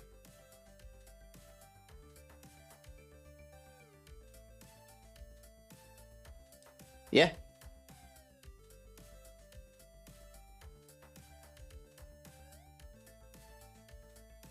Alright, so that's right on the cusp. So one turn flips it. So you can't, for example, have your opponent sleep swap Reggie, you counter swap the Machamp in, because you won't KO fast enough. Yeah. You need to throw the cross chop down. Yeah. Okay. But head to head, you could do that. Lead Champ versus lead Registeel, you could do that. And then you're coming into the next matchup with 100 energy, even though you're at -1. But your -1 Shadow Machamp, you're still going to hit like a truck. Yeah. You've still got maybe 3/4 or so of your HP left.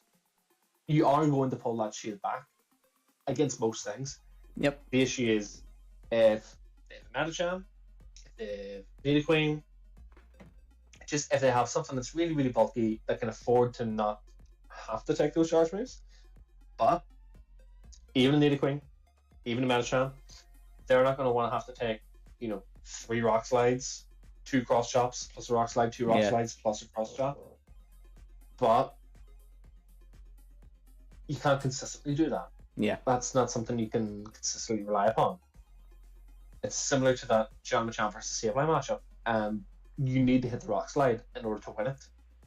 So can you rely on that? Because you can't win that going 2 rock slides unless you sneak on their foul play and you deny on your first rock slide. Sure. And in which case then you CMP to the second charge move. You can't rely on that straight rock slide. You have to be it. So, are you willing to take that risk? Are you willing to try to play that out, knowing that there is a degree of inconsistency there? Let alone with this Registeel matchup, with this variable depending on circumstances, of Registeel swapping in and you time swapping the Machamp, where you still have to glue on a shield and you now have to invest 35 energy to KO with a cross chop. Can you afford that and an inconsistency of line matchup in your Pokemon that you want to cover both Registeel and Sableye? So, with that all said, we've obviously got to make a decision. So, what are we leaning towards as the kind of least of all the evils? So, I would go back to that Matrix battle, see what else other than Diggersby has positive matchups versus both of them. Consider how vulnerable they are to things like Swampert, and consider how you could include them in a team. So you have Meganium. Yeah, that's what I was thinking. Meganium, certainly an option, and also covers for that Swampert, forms the core with Talonflame, as was said before. Yeah. You could even, if you wanted to get ballsy, you could even send Shadow Meganium, see if it performs any differently, see if it's still consistent enough, and see how it performs against the rest of the meta then, see what the differences are between Meganium and Shadow Meganium, because I imagine like something with Shadow that has Fancy Plant will probably hit like a truck against most things. Yeah, even something that's not a super high attack, like Meganium. Yeah. So, as Lionel there had said about Obstagoon, by all means, sim it against Registeel, see how it goes, but Obstagoon is getting one shot by a Focus Blast. Yeah. Well, I reckon it is. If it's not, it's losing most of its health. It's again, like that Machamp, it's probably something that you're going to go down a shield with, and you're again put in a situation where is you playing that Obstagoon, going down that shield, worth having the Obstagoon in the first place for covering for this role? If there's maybe something else that doesn't need to go down the shield first to Registeel, or if you can play something that maybe if it does need to go down the shield first to Registeel, is more likely to be able to pull the shield back in return in the next matchup because its charge moves are so threatening. Like Meganium, because the combination of Earthquake and Fancy Plant, two very hard-hitting charge moves, means it's more likely you're going to pull that shield back rather than Obstagoon if you're playing Cross-Shot Night Slash, and if you don't get a Night Slash boost, you could have something in that could just take Night Slashes, they could easily take 2 of them whilst farming you down, or take 2 of them whilst they reach their own charge move to KO you before the third, and maybe you're not putting any significant damage in. So that's all in this particular situation where we're looking for something to take on Registeel and Sableye. I believe Lyle was talking about more of a macro sense, like in a general pick 6 format, like how he's trying to defend Obstagoon in that case. Oh yeah. So Obstagoon is like as a pick in its own right, and is quite interesting because again, fighting type that does well against ghosts is that's always going to be valuable, but it then comes into what does Obstagoon do that Scrafty doesn't do? What does Obstagoon do better than Scrafty? Are those differences, are those extra matchups that you get with Obstagoon, are those differences with Obstagoon more valuable than what you get with Scrafty? So with Obstagoon you have the ability to do Night Slash and Gunk Shot. So you have that nuke against fairies if you can build up the energy, which is situational. But you have that potential positive matchup, or that at least playable matchup against an Azumarill. But again, is that valuable? Is that actually worth not using Scrafty, where you're putting out more fast move damage? Where I don't even know if Scrafty's better versus Shaft or not. They're probably both very consistent versus Scrafty. But I know for sure the Scrafty would be more reliable against the Registeel. And Scrafty's bulkier. And Scrafty has a better time versus opposing fighting types because it's only single week. And it can actually, at +1, compete with the likes of Surf Ashes on counter damage. Whereas Right. Obstagoon has no chance. So, ball's in your court now, Lyle. Go. So it's not that Rebuttal. Obstagoon's bad, it's just that Yeah. why would you use it with Scrafty? Yeah. When Scrafty is so powerful in pick 6. Much more powerful in pick 6 than it is in GBL. Yeah, no, that's But I don't disagree. understandable. I do think Obstagoon it's certainly an interesting pick. And you still got that the same combination of offensive typing. Mm-hmm. You have fighting type damage and your dark type damage, but the fighting type damage with Scrafty is stab as well.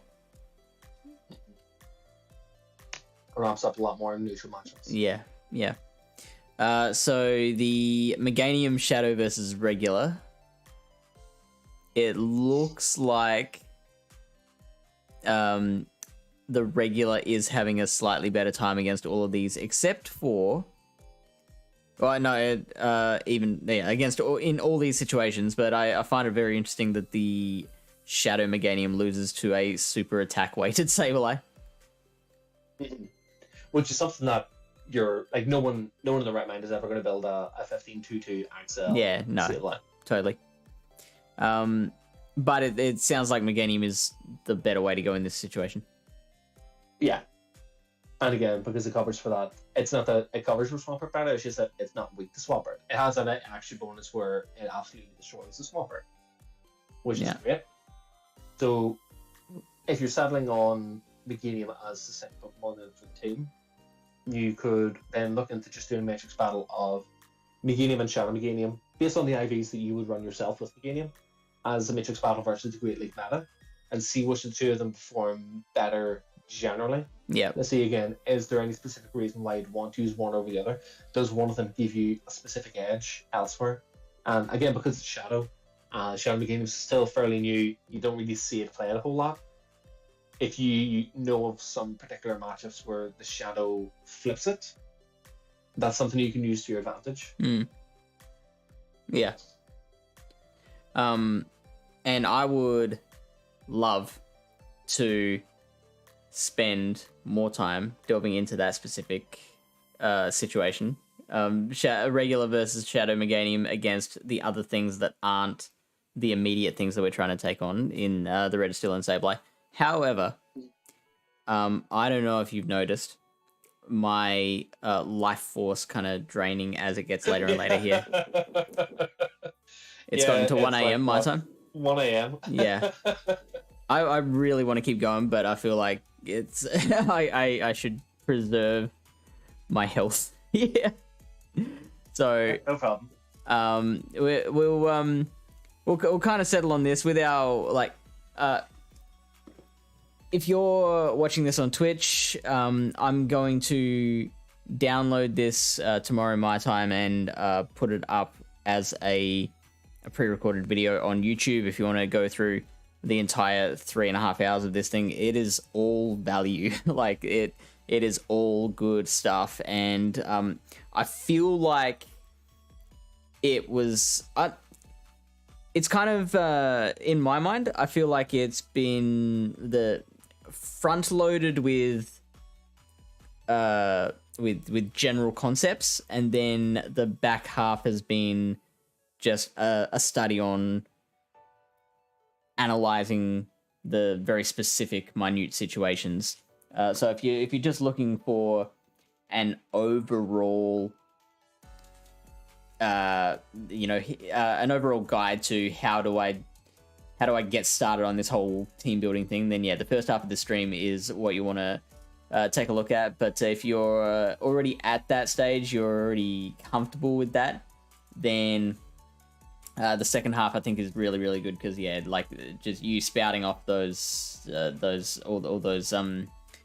scenarios about, when you'd have to use a shield to get this outcome, and knowing every shield situation of a particular matchup, all those little things. It's just wonderful to hear it all. So I appreciate your input. I appreciate you being so flexible with the timing here, because we had some dramas. Thank you, Mencinic and Cappuccino. We're gonna find someone to raid.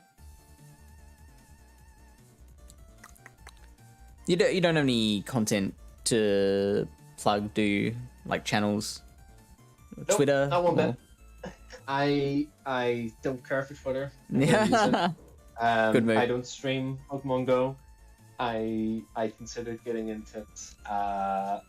Considered getting the content creation for YouTube a long time ago when trying to explain to some of my locals about how to use PV Poke, about the different aspects of PV Poke, not just these the one-to-one shield sims, how the rankings are made, how to build or how I build teams for Silph, going back to season 1. But I never got around to it, so it's probably not something I'm going to pursue at this point. Yeah, sure. So I guess the only thing to plug is if you pass LurganRocket on the street, say hi. Yeah, if you see me in the gym, if you're somehow in Northern Ireland, and if you're in this gym between Banbridge and Newcastle that I've been in now for 80 days, please knock me out of it. I want my shiny Snorlax. Be a health prisoner. I'll be back on Sans Lurgan tomorrow night, Monday night. I normally do Meme Team Monday, where I try and just make something dumb work. I think I might just be doing standard sets tomorrow. Then we got like Lily Bear on Tuesday, Suey and Ryan on Wednesday, and Mamaclimbs on Thursday. We've got a whole team of very passionate, lovely battlers to check out. Thank you, everyone. We will raid King of Charmanders. Go say hi to him. Very high energy. Much higher than what I'm feeling right now. Thank you, everyone, for tuning into the stream. If you want me back on a different death fish, by all means, just hit me up. Yeah, absolutely, man. We might have to do just a standard GBL stream. Yeah, if I figure out how to screen share with my phone or something, you'll see me playing in the pits. I don't take GBL as seriously. I barely played it this season. Yeah. It's weirdly hard sometimes to get screen share working. Like, so for some people it's like, yeah, they just download the app and bam, it's working. And then for others it's like, you try going into like MS-DOS and digging into the actual system functions of the thing and you still can't get it working. I'll take your word for it. I've never tried it. I've only done, I think I did one Twitch live stream, but it was a private stream, and it was just to one of my locals, just because he really wanted to see how I played. Yeah. And I'd offered instead, just because I had no idea how to do it, to just record the matches myself and just upload them to YouTube for him to have a look at after, which worked out better for me because I didn't have to worry about it too much. But I have done one live stream for Pokemon Go at some point, well over a year ago. And okay, it's about to raid on its own. So see you, everyone.